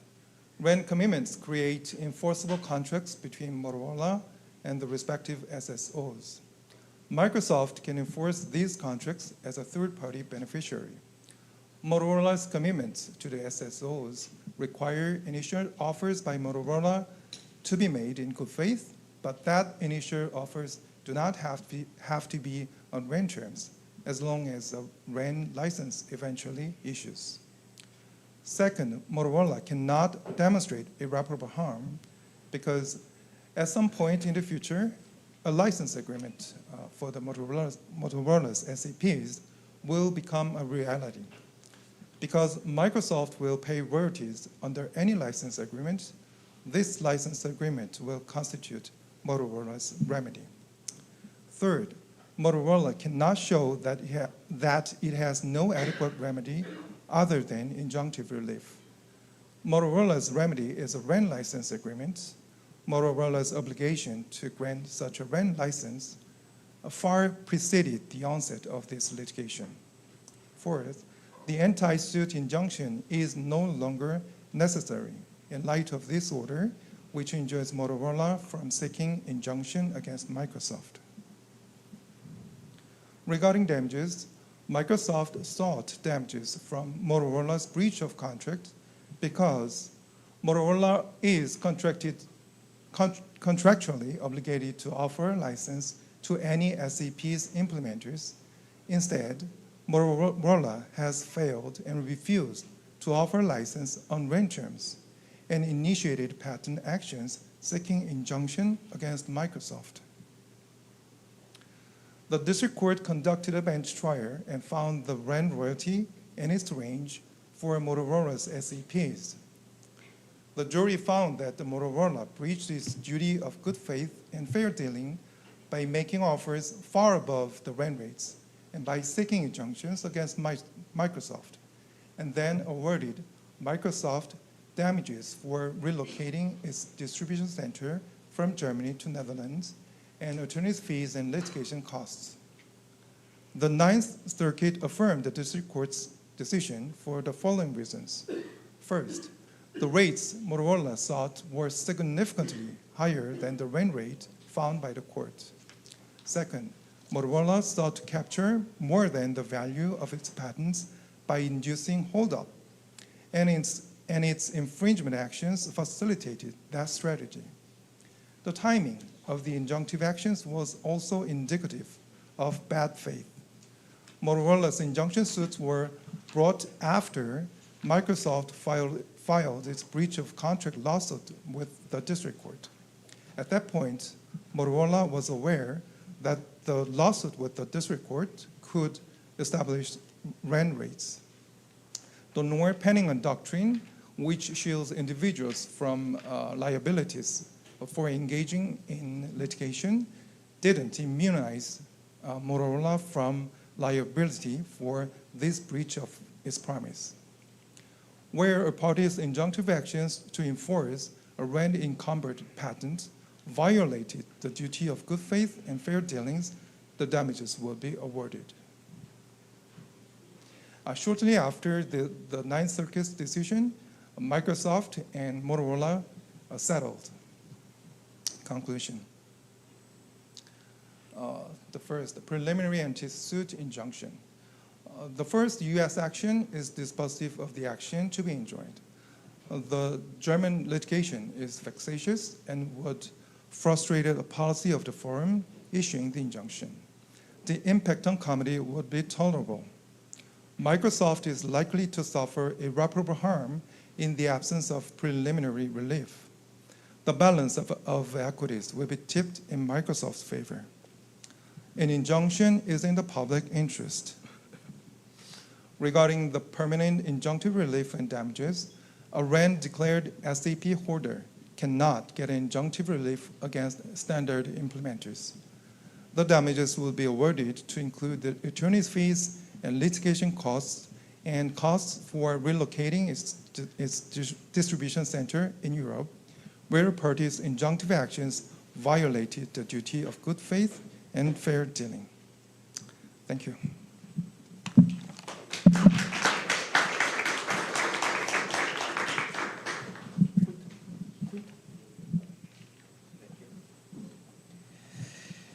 Yes, great, Mr. Hong and Mr. Zhang. It was really great briefing for a very complex case.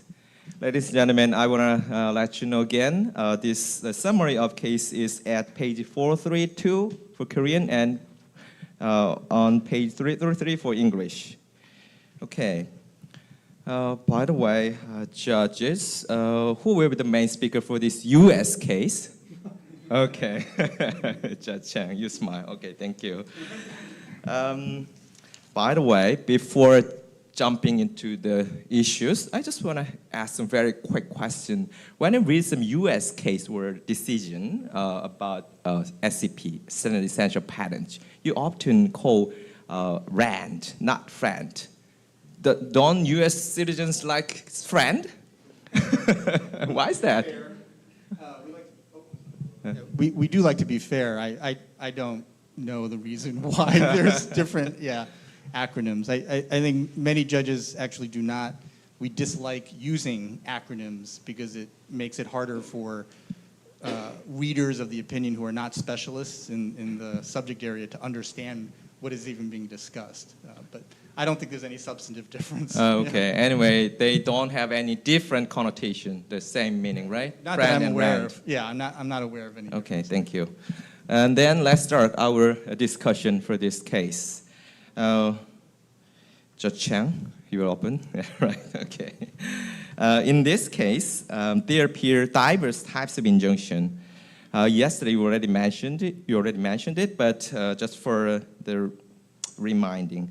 Would you please give us general explanation about the TRO, temporary restraining order, preliminary injunction, and permanent injunction, especially on the timing of filing, necessity of hearing, standard of proof? Just brief summary will be enough. Thank you. All right. Yeah, thank you. And thank you, Mr. Hung and Mr. Jung, for the excellent case briefing. And I should also just note, for conflict of interest purposes, I own Microsoft shares. I bought Microsoft shares 30 years ago. And my wife worked as a Motorola software engineer some time ago. So I don't know where the conflict is. Maybe it balances out. But this case would never be assigned to me based on those conflicts. So to obtain a preliminary injunction, just briefly again, in addition to showing likelihood of success on the merits, the patent owner must show irreparable injury, inadequate remedy at law, meaning money damages would not suffice. The balance of hardships would favor an injunction, and the public interest would not be undermined by the issuance of a preliminary injunction. I do want to mention, beyond what I mentioned yesterday, which is that these preliminary injunction factors are often weighed on a sliding scale. And what I mean by that is, for example, a stronger showing on the likelihood of success on the merits might mean that the patent owner does not need to show as much irreparable injury or inadequate remedy at law. So it's a sliding scale of factors. At the preliminary injunction phase, the burden of proof is that the patent owner must show entitlement to the preliminary injunction by making a clear showing, not just preponderance of the evidence, not just more probably than not, but a clear showing. And then the permanent injunction factors are really very much the same. Obviously, you've now succeeded on the merits, but now the standard of proof is just a preponderance of the evidence that more probably than not the injunction ought to issue because you're no longer at the preliminary stage. Mm-hmm. And for the temporary restraining orders, just to briefly mention, that is the ex parte procedure where the other side receives no notice at all and the court just simply enters the order. That does require that the plaintiff clearly show that providing notice and an opportunity to be heard by the defendant will result in irreparable injury. And those can only last, for, as I said before, initially for 14 days, extendable for one more 14-day period, and then that's it, 28 total calendar days. And let me just also note, practically speaking, as I said yesterday, I do tell lawyers that their client's hair must be on fire if I'm going to issue a temporary restraining order without even letting the other side respond. And so even in that 14-day period, I will allow the defendant at that point to respond. And sometimes they're very well-resourced companies, and they are able to respond very vigorously and provide much more evidence. And that will sometimes lead to not extending the TRO. Yeah, thank you, Judge. TRO is interesting to us, Korean, because we don't have similar system. Okay, thank you. Okay, let's move quickly to next question, again to Judge Chang for some procedural matters. There were two distinct facets in this case.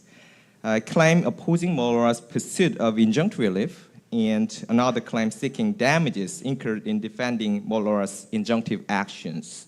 After the TRO and PI granted ASI, the district court rendered a partial summary judgment pertaining to the first facet on November 2012. In the US, are interim judgments that address only a subset of the claims, such as infringement or injunction issues, common in IP litigation? It's not uncommon for district courts to decide a claim or a defense and enter a partial, we call them summary judgment, a partial summary judgment on a subset of claims or a subset of defenses before the case actually proceeds to trial. And those are instances where we find that no reasonable jury would be able to find in favor of either the claim or the defense. And so we remove that from the jury's consideration. So that does happen quite frequently, especially in intellectual property cases where there are many claims and many defenses. And sometimes it's an issue within a claim or an issue within a defense that we remove from the jury's consideration, because we are trying to make sure that the jury trial is as efficient, and as possible, and consistent with the fact that no reasonable jury could find for the particular party in any event. So it is quite frequent that we will enter these partial summary judgments. Mm-hmm. Yeah. Mm-hmm. Okay, thank you, Judge. Here I can find very interesting term used by the judges. I asked whether it is common, but he answered not uncommon, yes. Right? Okay. Thank you, Judge. Okay, let's visit Germany and Japan for this matter. In your jurisdiction, is it also common, again, for courts to issue interim or interlocutory judgment? More specifically, for example, do courts deliver interim rulings on matters of infringement or injunctions prior to the assessment of damages? You will, right? And what rationale underlies this practice? Are there any problems stemming from the issuance of interim order? So I can say yes and no. Like I yes said or earlier, no? no, Okay. both. Your turn. Yes. Both. No, actually, like I said earlier, it's quite common that we only deal with infringement in first proceedings and later on in second proceedings with damages. But this bifurcation of the system depends on the plaintiff's prayers. It's very hard. There is a possibility to give something like a summary judgment in interlocutory terms, but this is really hard to achieve procedurally so that the higher regional court will accept it. So generally we have to decide on the whole set of claims on the whole prayers that the plaintiff gave to us, and only if the prayers in a way divided, we can decide on those matters. Thank you. Okay, if the prayers contain not only the infringement but also damages, and isn't there any possibility of change of judges? Like, for example, you made a decision about the infringement or not, but you are changed to another court or something like that. Doesn't that situation happen? If there would be a second proceeding, yes, that's totally possible. But then in that case, well, we wouldn't have to go again into the question if the defendant is actually obliged to pay damages. We would just assume that, because we already established that in the first proceedings, and we would move directly to the amount that has been set and asked for by the plaintiff. So there's a possibility that this personnel might change between judgments, but it shouldn't be a problem. But this is exactly the reason we may not give any interlocutory judgments generally. It's only if we really have a division made by the plaintiff. Okay. One of the reasons why in Korea we do not deliver the interim orders not that often is that because of our rotation system. So the judges are reluctant to give some interim order because we might be transferred to another court after we make some decision about the infringement or not, right? Okay. How about in Japan, Judge Bata? So it is not common. Not common. Court issue Similar to Korea, right? intellectual judgment. But the court sometimes deliver intellectual judgment. So the court may deliver an intellectual judgment on intellectual disputes such as jurisdiction or the court may deliver an intellectual judgment on matters of infringement prior to the calculation of damages. In Japan, I want to explain the system. A plaintiff often seek an injunction and damages, and when seeking an injunction and damages, the court first examines whether there is a patent infringement or not. And if the court determines that the patent right has been infringed, a hearing will be held to assess the specific amount of damages.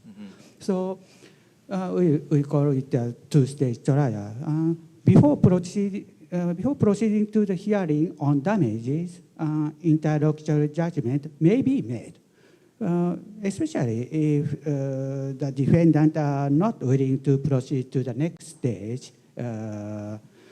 Intellectual judgment delivered. And if the intellectual judgment are delivered, the court must make a final judgment in accordance with it, and the parties after that cannot make claims that contradict the intellectual judgment. So there are no more argument about this issue. So, Judge Kwon, you think we have similar practice to Korea? No, I don't think so.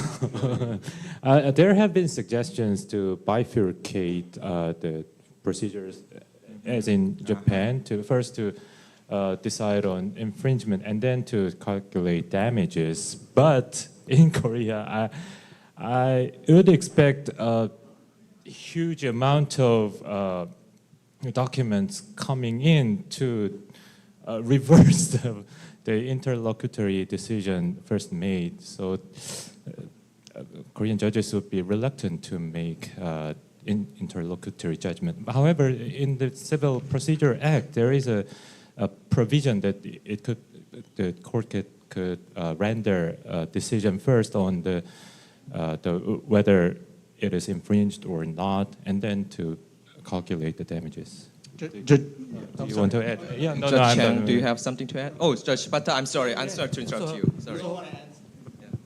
So we call it two-stage trial, but often the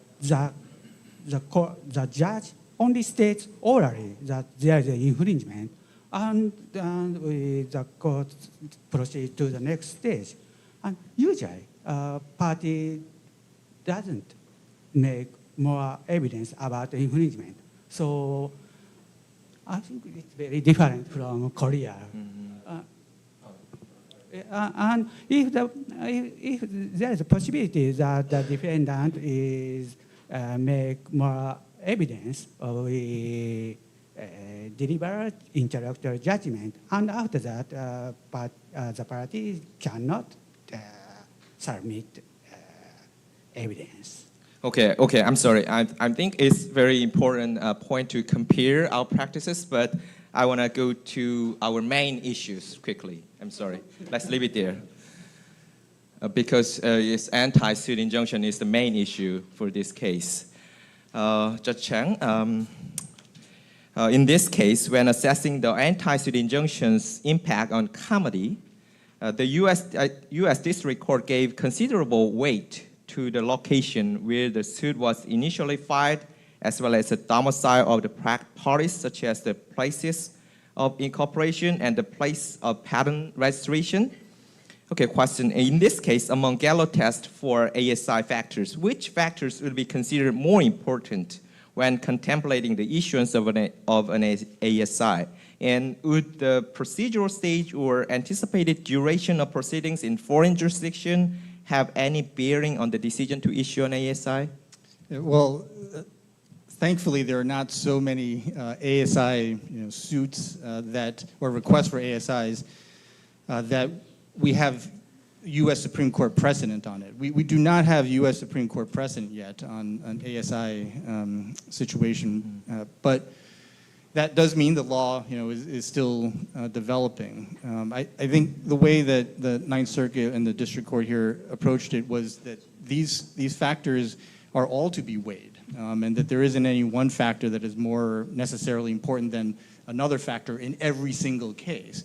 And of course, the court did rely on those factors. But on the issue of which case was filed first, I don't think that the district court there, and I would hope most district courts are not considering where the first action was filed merely to say who won the race to the courthouse, like, you know, who got to the courthouse faster.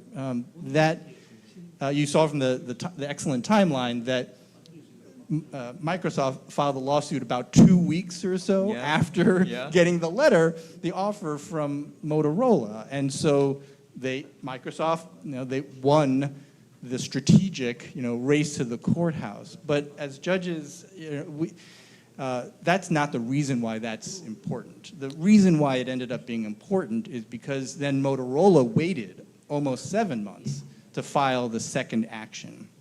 And that suggested to the district court that the Motorola was just engaging in vexatious litigation because the same issue, at least as to the injunction, was already being presented to the district court in Washington. And so, yes, I'm sure Microsoft's lawyers advised Microsoft to move first and fast, and it, I'm sure, was part of their consideration. I would guess that it was part of Microsoft's consideration that they were filing the lawsuit in Seattle. Their corporate headquarters is there. But those strategic considerations are not and should not be important to courts. It was only because of this delay that to the district courts it suggested Motorola was engaging in vexatious litigation. I think also choice of law was very important here because the way the district court in Washington conceived of this case was that this really was a breach of contract case and that the commitments that Motorola had made to the SSOs were binding contracts that Microsoft could then enforce as a third-party beneficiary. So the idea there is that, well, comedy would not be disrupted, or at least not be very disruptive, because at issue is a Washington state contract law, which the Washington federal judge, who very likely hears many, many Washington state contract cases, would be much more expert in than another jurisdiction's court. That's the idea. So I think that also played an important role, that the governing law ought to be decided by the court that is more expert in the governing law. And so again, that's not strategy, that's just the substance of the case. So I think all those factors were important. Okay, thank you. Thank you, Judge Chang. Judge Shibata, you are the neutral judge between the US judge and German judge.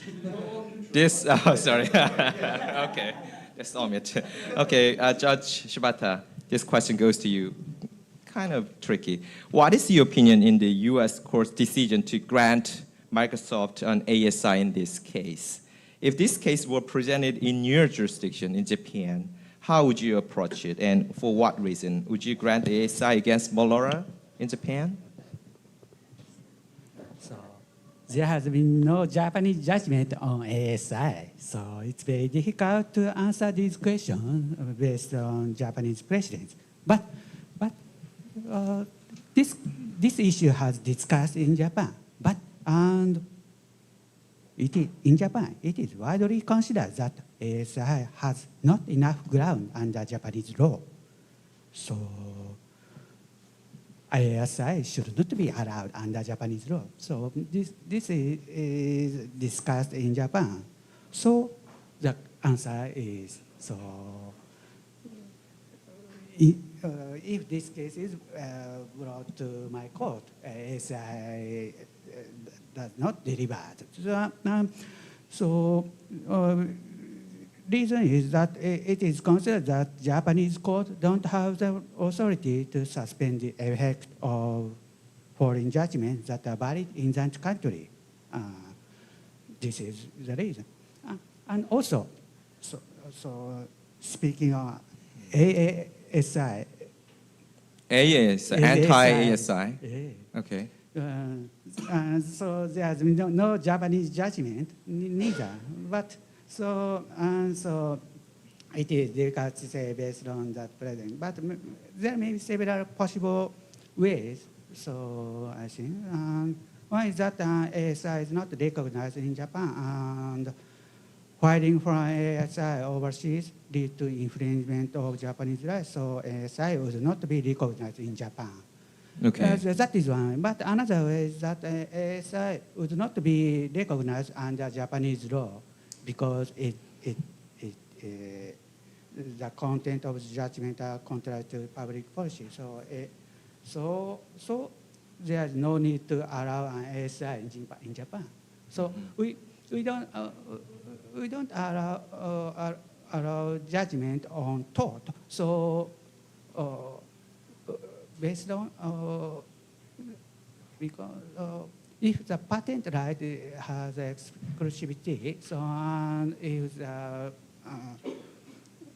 defendants selling the infringing product, we can deliver injunction, but we can't deliver injunction based on tort. So Based on tort? What do you mean? Tort. Tort. Okay, tort. So, Okay, thank you. So from this point, ASI is not delivered. Okay. Japan. Okay, thank you. There may be some possible cases. Okay, thank you, Judge. But then maybe this conference might give you some opportunity to consider this ASI more deeply, right? Man, you might bring some change to Japanese practice later. Okay, great. This question goes to Judge Kwon. Actually, when you think about anti-suit injunction, the comedy will be handled very important, right? So this question is about the comedy. To what extent do you think international comedy should be taken into account when granting an ASI, just personally? And in the context of our case, given the Microsoft had avenue within the German legal system to both challenge Bolora's injunctive relief through appeal and request a stay of execution upon its issuance, do you believe the U.S. courts could have rendered a different decision in deference to international comedy? What do you think? Aside from my personal opinion, my impression is that many Korean judges would emphasize on international comedy. I was not aware of this case, but I recently discovered that there was a case on anti-suit injunction rendered by Seoul High Court. The court rejected the anti-suit injunction claim. That the reason was that it is due to the arbitration agreement that so the party can always file a suit according to the agreement. So and the court reasoned that it was not consistent with the agreement. And given the context of this case, where Microsoft had multiple options with the German legal system regarding German case, I think it is likely that Korean judges would favor respecting the decisions and processes of the German court. And I would end at this point. Okay, very tricky question. Thank you, Judge Kwon. This topic is very interesting, right? So I want to go deeper, Judge Klein. In this case, the U.S. court granted an ASI against German court's injunction order, right? It may be very tricky question, but would it be enforceable in Germany? And I heard that with this ASI issue, anti-ASI has recently been granted in German court. And would you explain about this AASI issue in depth in Germany? Thank you. So generally, the view that is taken by German courts is that anti-suit injunctions as well as anti-enforcement injunctions, they don't agree with our system. And there has been one decision that I found where it's not directly on enforcing the anti-suit injunction from abroad, but on actually serving the anti-suit injunction from abroad. And already this was denied by the court. So I guess it's probably likely that no German court would actually enforce an anti-suit injunction from abroad. Now, concerning anti-suit injunctions, this was actually a case that was, well, the facts were different concerning when the infringement case was filed and when a contract case was filed in the US. So first, this was a case decided by the Regional Court of Munich in 2019, the case of Nokia versus Continental. So first, infringement cases were filed in Munich and in Düsseldorf as well. And then later on, some months later, Continental, as a third party, filed a suit based on failure to comply with rent commitments under the SSO declaration in the US. And then sometime later, they filed for an anti-suit injunction. And against this, Nokia went to the Munich court and asked for an order obliging Continental to withdraw the application for the anti-suit injunction. This was later coined to be an anti-suit injunction. The court ordered this decision ex parte initially, and later on there was a hearing, but the court upheld the decision because they said, well, actually, this can be a patent infringement from another point of view in Germany, because patents are not only protected by the Patent Act in Germany, they are also protected by German tort law. And so if you're based on a patent, you get an exclusive right, and where you are excluded to use your exclusive right, then this could actually be a violation. The court held that here, where you are barred from going to court by this anti-suit injunction indirectly, because you could be liable to pay a lot of fines, actually. There could be penalties. Then this could actually mean that the patentee is barred from going to the court. And this is the only chance he has to defend his intellectual property, obviously. So this was the reasoning of the regional court. The higher regional court of Munich upheld this decision with a slightly different reasoning. It's very dogmatically, the subject is super interesting, but I will focus on the pragmatic issues here. And it's important to stress that also the courts of Düsseldorf, and as far as I know, only Munich and Düsseldorf have been concerned with anti-suit injunctions, also in general respect and accept the possibility of anti-suit injunctions. Later on, we did have, 2 years back, we did have 15 cases, I think, 15 requests for anti-suit injunctions. Now the case number has dropped significantly. But we also decided on 4 times A, anti-suit injunctions. Because there was the possibility that actually our defendant in the German case would actually go against our anti-suit injunction abroad to get an anti-suit injunction. So we decided, yes, also 4 times A injunction can be ordered. So nowadays the case numbers have dropped, possibly because both Munich and Düsseldorf held that a patent user who asks for an anti-suit injunction abroad would be deemed an unwilling licensee under Friend. So to be able to have a successful Friend defense, it might be possible that patent users would not ask for anti-suit injunctions in the first place, so we don't get as many anti-suit injunction requests in the end. Now, concerning comity, one point I would like to stress is, and that will be the end, that we don't view the actions that the courts take in the US, for instance, as the problematic thing, but rather what we deem a violation of the patent is the request from the patent user to get an anti-suit injunction. So it's really nothing to do with the courts, it's basically the patent user's action that we deem a problem. Thank you. Okay, yes, I'll give you the opportunity. Okay, anyway, just wait a second. Okay, thank you so much. Your in-depth explanation. Yes, it seems like a battle, but I cannot visit the US. Okay, follow-up question first, Judge Chang. You can add something to the answer. In this case, based on Judge Klein's answer, the injunction cannot be executed in Germany, right? The US decision cannot be executed in Germany, right? And so this question goes, in this case, do you think Motorola is able to proceed to execute German action injunction against Microsoft in Germany because the US court's ASI order would not be enforced in Germany?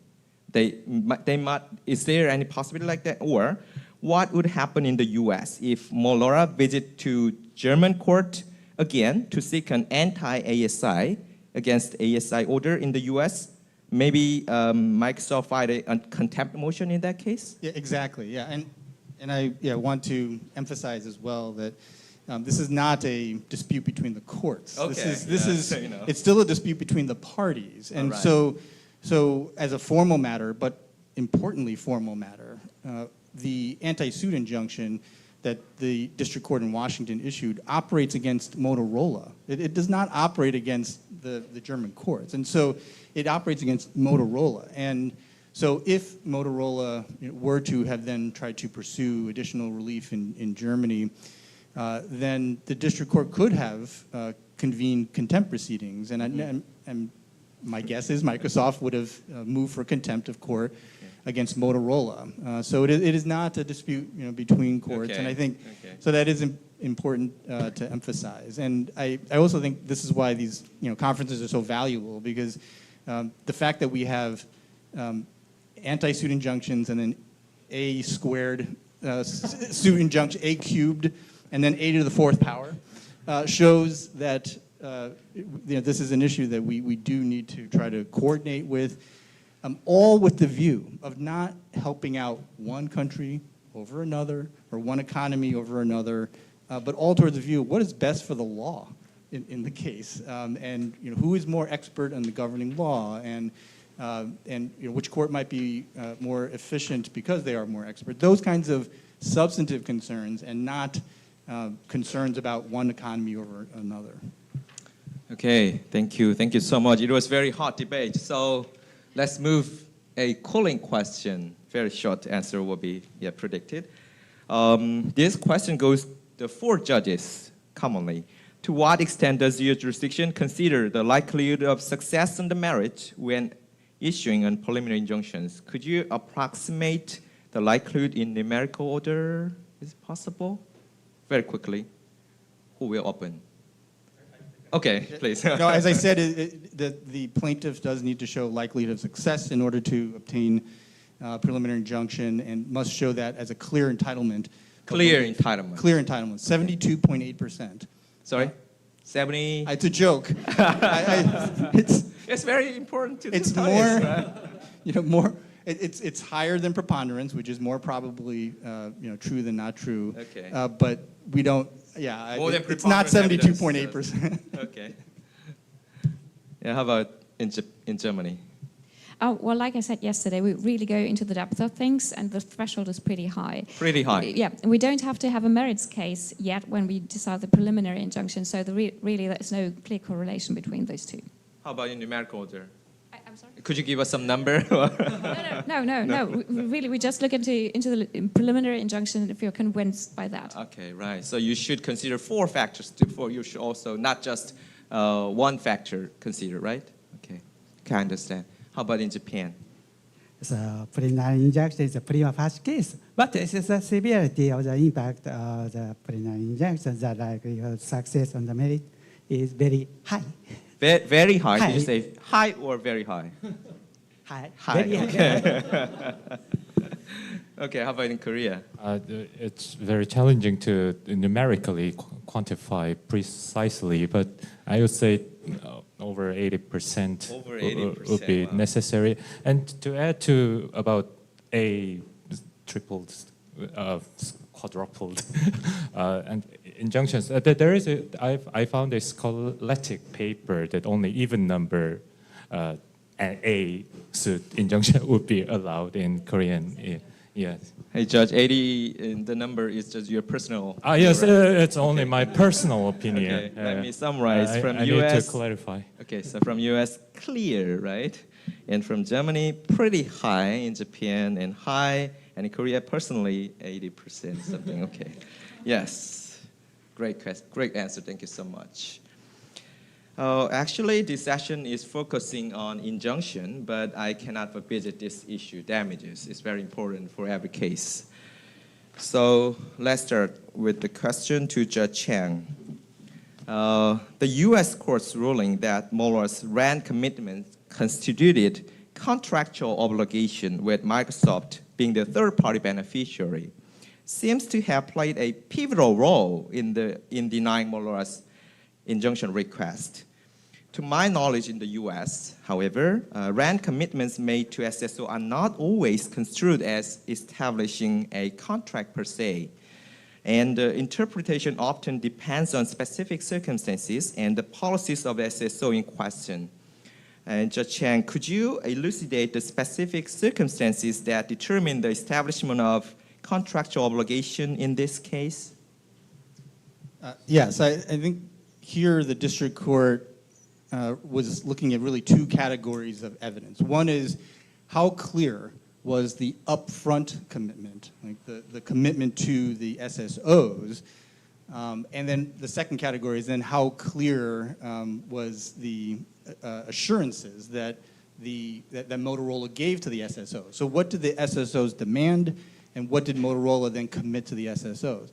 On the first categories, the SSOs required. They made it very clear that before we established the standard, the patent owners must license, the patents, and so that was very clear to the district court. And then in the second category, the district court again read what Motorola committed to the SSOs, and for one of the SSOs, the commitment was Motorola is prepared to grant licenses, and then in the other commitment, the Motorola just flatly said, we will grant licenses. And so I think both were so clear to the district court that the district court even took that away from the jury. They did not send that issue to the jury at all. They decided before any trial that a contract had been formed between Motorola and the SSOs, and then concluded that, well, that Microsoft is the beneficiary. They're the potential licensee. So the entire contract is formed to benefit others, and here that would be Microsoft. So it is true that we would apply general contract law. We would look at the text of the commitment required and then the commitment itself from the objective reasonable person standard. And here the judge concluded that it was so clear that no jury could find otherwise. Judge, let me clarify your comment about this matter. Actually, the commitment is made between the SCP holder and SSO, right? Yes. And what's assurance? Assurance isn't it similar to a commitment? Assurance. Yeah, right, but I think what the district court relied on here was what did the SSO demand of patent holders, and it was very clear. And then what kind of assurances did Motorola make to the SSO? Okay, yeah, okay. Those two different, they're slightly different. Yeah. Okay, then follow-up question goes to Judge Chang. Then do you think the clear term of undertaking led to the finding of contract for the third-party beneficiary, right? You think like that? Yeah. The clear term, yes, led to that. Then aren't those terms will grant, the SCP holder will grant, or they are prepared to grant? Those kind of terms, isn't it common in the commitment? You can argue that. Yeah, I mean, and the is prepared to grant does sound a little different from will grant, but again, the SSOs up front were clearly demanded that the holder of the SEP would grant licenses. And so I don't think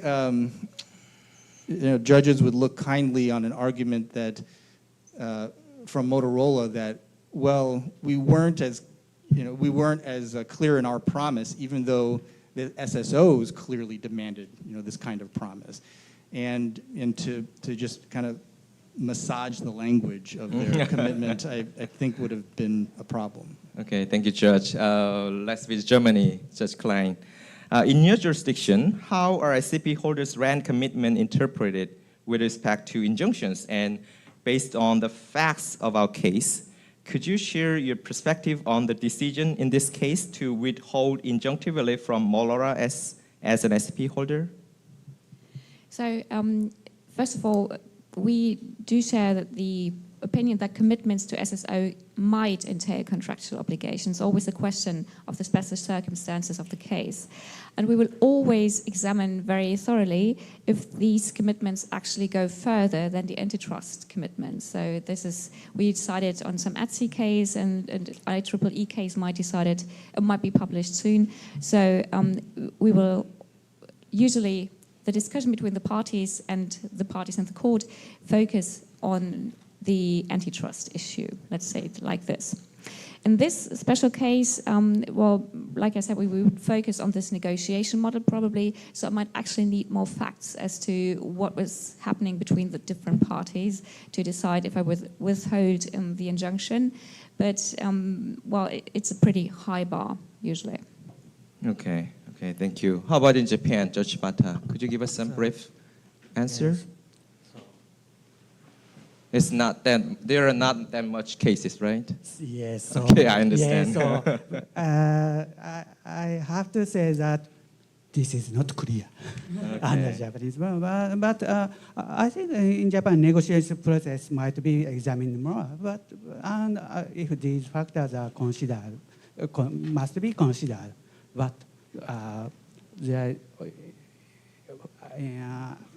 there is only few cases in Japan, so it's very difficult to say this issue. Okay, yes, damage issue is now, I'll give you the damage issue. As you heard at the case briefing, on the basis of breach of contractual obligation, the U.S. court directed Motorola to compensate Microsoft for its relocation cost in Germany. Judge Chang, right? And if you were to adjudicate this case, but not Judge Chang, the three judges, if you, the three other judges, were to adjudicate this case, do you think that you would reach a similar conclusion? The damages issues, the relocation cost should be compensated? What do you think about this, Judge Kwon? Okay, I'll take it. In Korea, damages are understood as the financial difference between where someone would have been without the unlawful act and where they are now after the act took place. So in line with this principle, if I were to, or maybe other Korean judges would also adjudicate that relocation cost, as in the United States decision, should be compensated. Oh, do you think so? Okay. Oh, I slightly have some different opinion because this relocation cost could be assessed some damages arisen from some special circumstances, right? In that case, our Civil Act says only if the obliger had foreseen or could have seen that kind of damages could be compensated. Yes, I would add that what's the essence about tort or damages are debated in Korea. Okay, thank you. How about in Japan? The law is same. So this is a special circumstances. So the party did foresee or should have foreseen the circumstances. So, and in this case, question may be whether Motorola foresaw or should have foreseen that Microsoft would relocate its distribution center when Motorola takes action. And I think deciding this matter, we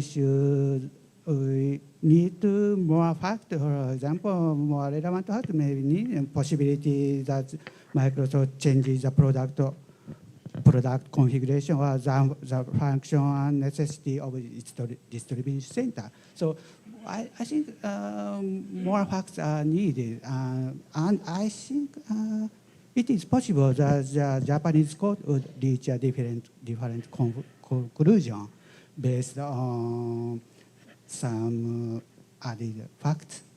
Yeah, so in summary, you might think is some damage arisen from some special circumstances, right? Yes. Yes, So this is you might reach some different conclusion. Yes. So if there are some, so it depends on the matters, what facts. So, but it's possible. Okay.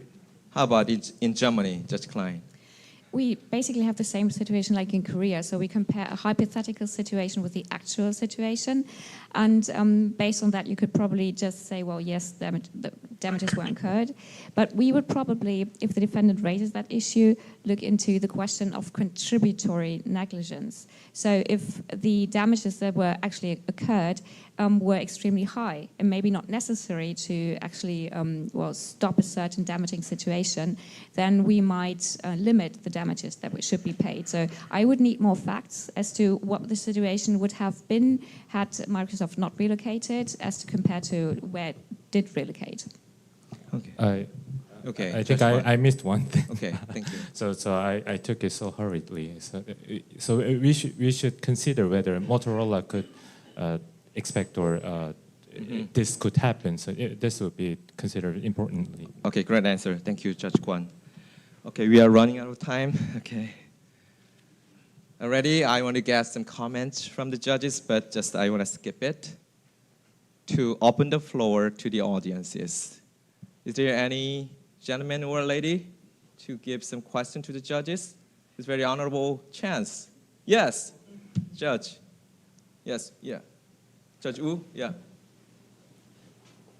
But not to me, to the judges, right? Thank you for your wonderful presentations and discussions. It's very, very memorable and monument session. I really appreciate. And my question is, I think that the key issue in both cases was that whether the parties complied the friend obligation or breached the friend obligation.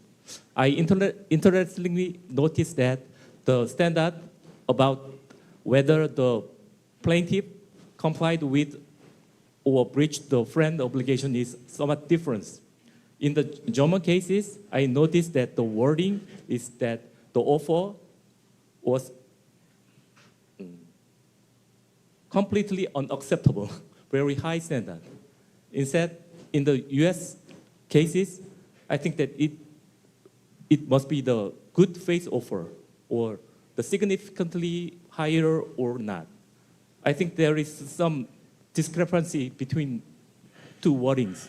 Could you explain or give some explanations? Well, yeah, I mean, because this is conceived as a breach of contract, it could vary from state to state to state. So I don't know what the law would be in all 50 states. I would say that I would be skeptical that completely unacceptable is the standard that we would give to the jury, because the question is whether or not Motorola breached its duty of good faith and fair dealing.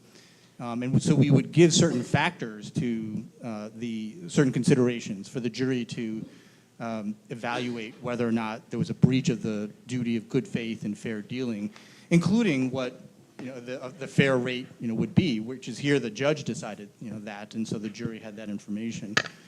But also the course of the negotiations, and were they responding to each other, or as in the Germany case, if APA waited many months before responding. So those kinds of factors we would look into. I would be very skeptical that any state contract law would require some kind of showing of that it was completely unacceptable. Yeah. Okay. Judge, can I very quick. Just to make sure that this is understood correctly. It was in the brief case briefing. So we will need the parties to negotiate. The defendant needs to answer an offer as long as it's not completely unacceptable. But that's not the end point of discussion here.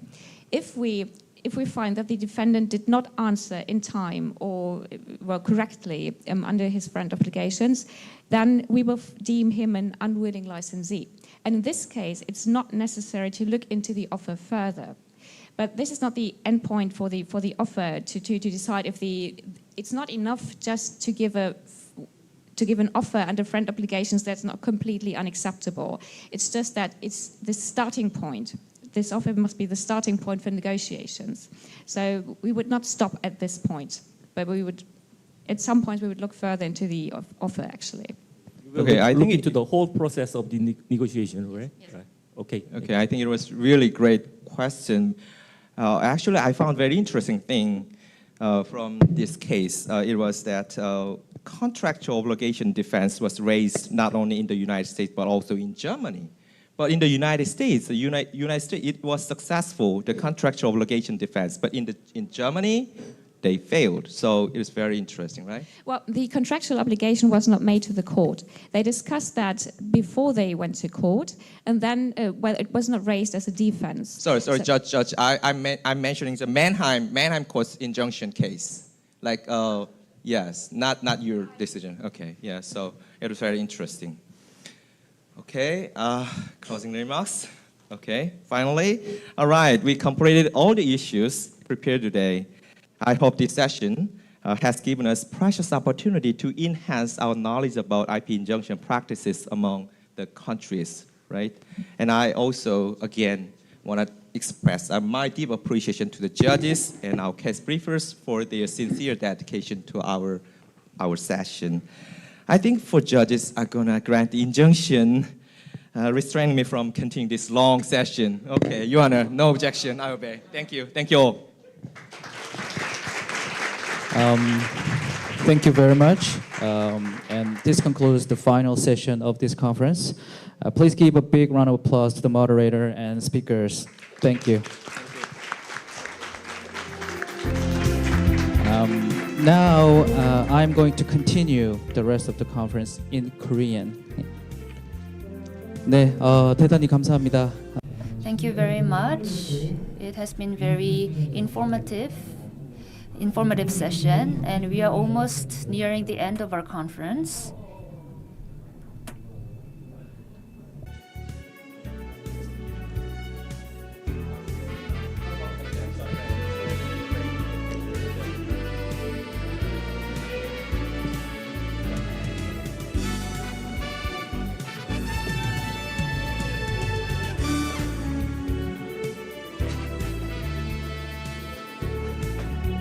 네, 이제 컨퍼런스가 거의 Our conference is almost coming to an end. I'd like to thank you for your hard work.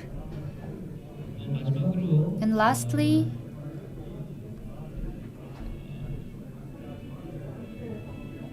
It's not over yet. Please take your seats. 네, 마지막으로 특허법원 문주영 수석판사님의 폐회사가 있겠습니다. 수석판사님께 큰 박수 부탁드립니다.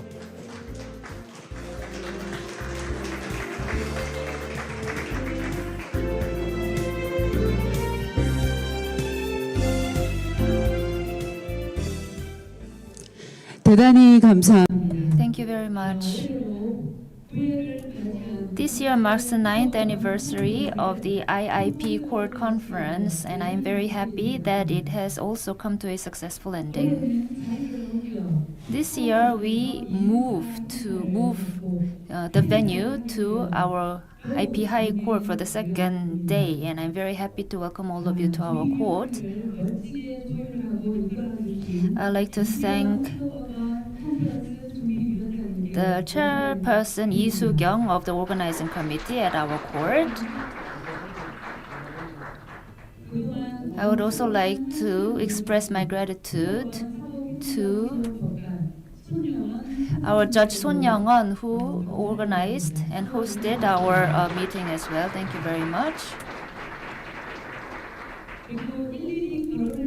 I cannot name every one of our team who has made a lot of efforts to make today's session and the 2 days of session very successful. To this year's conference, Chairperson Jung Sung-jo and the Korea-US IP Litigation Committee has given us a special support for the successful holding of our conference. Every year, our conference has been developing in both form and content. Next year, we will celebrate the 10th anniversary, and next year, we will invite you to a more enticing, more fun, and more informative session. Lastly, I would like to extend all the panelists who have come a long way, and all the judges, lawyers, patent lawyers, and all the legal professionals who have come online and offline. This concludes the 9th International IP Court Conference. Thank you very much.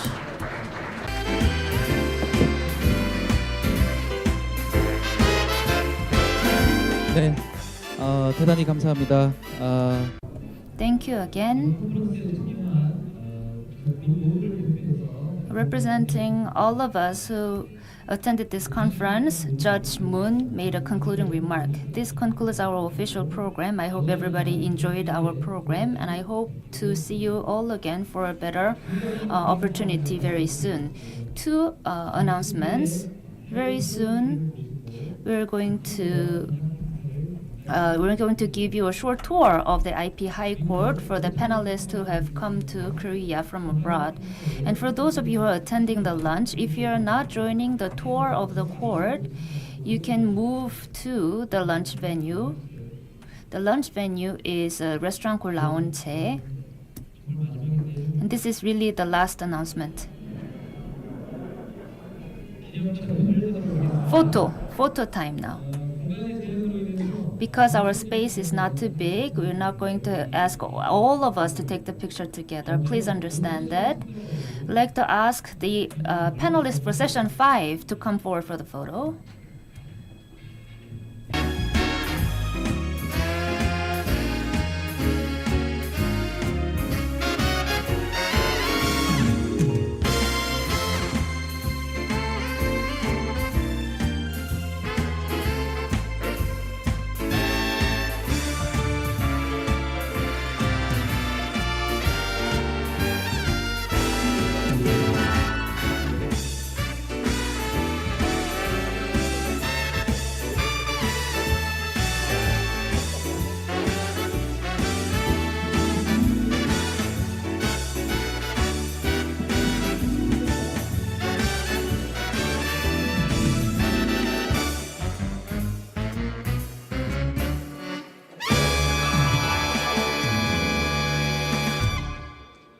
빼도 돼요?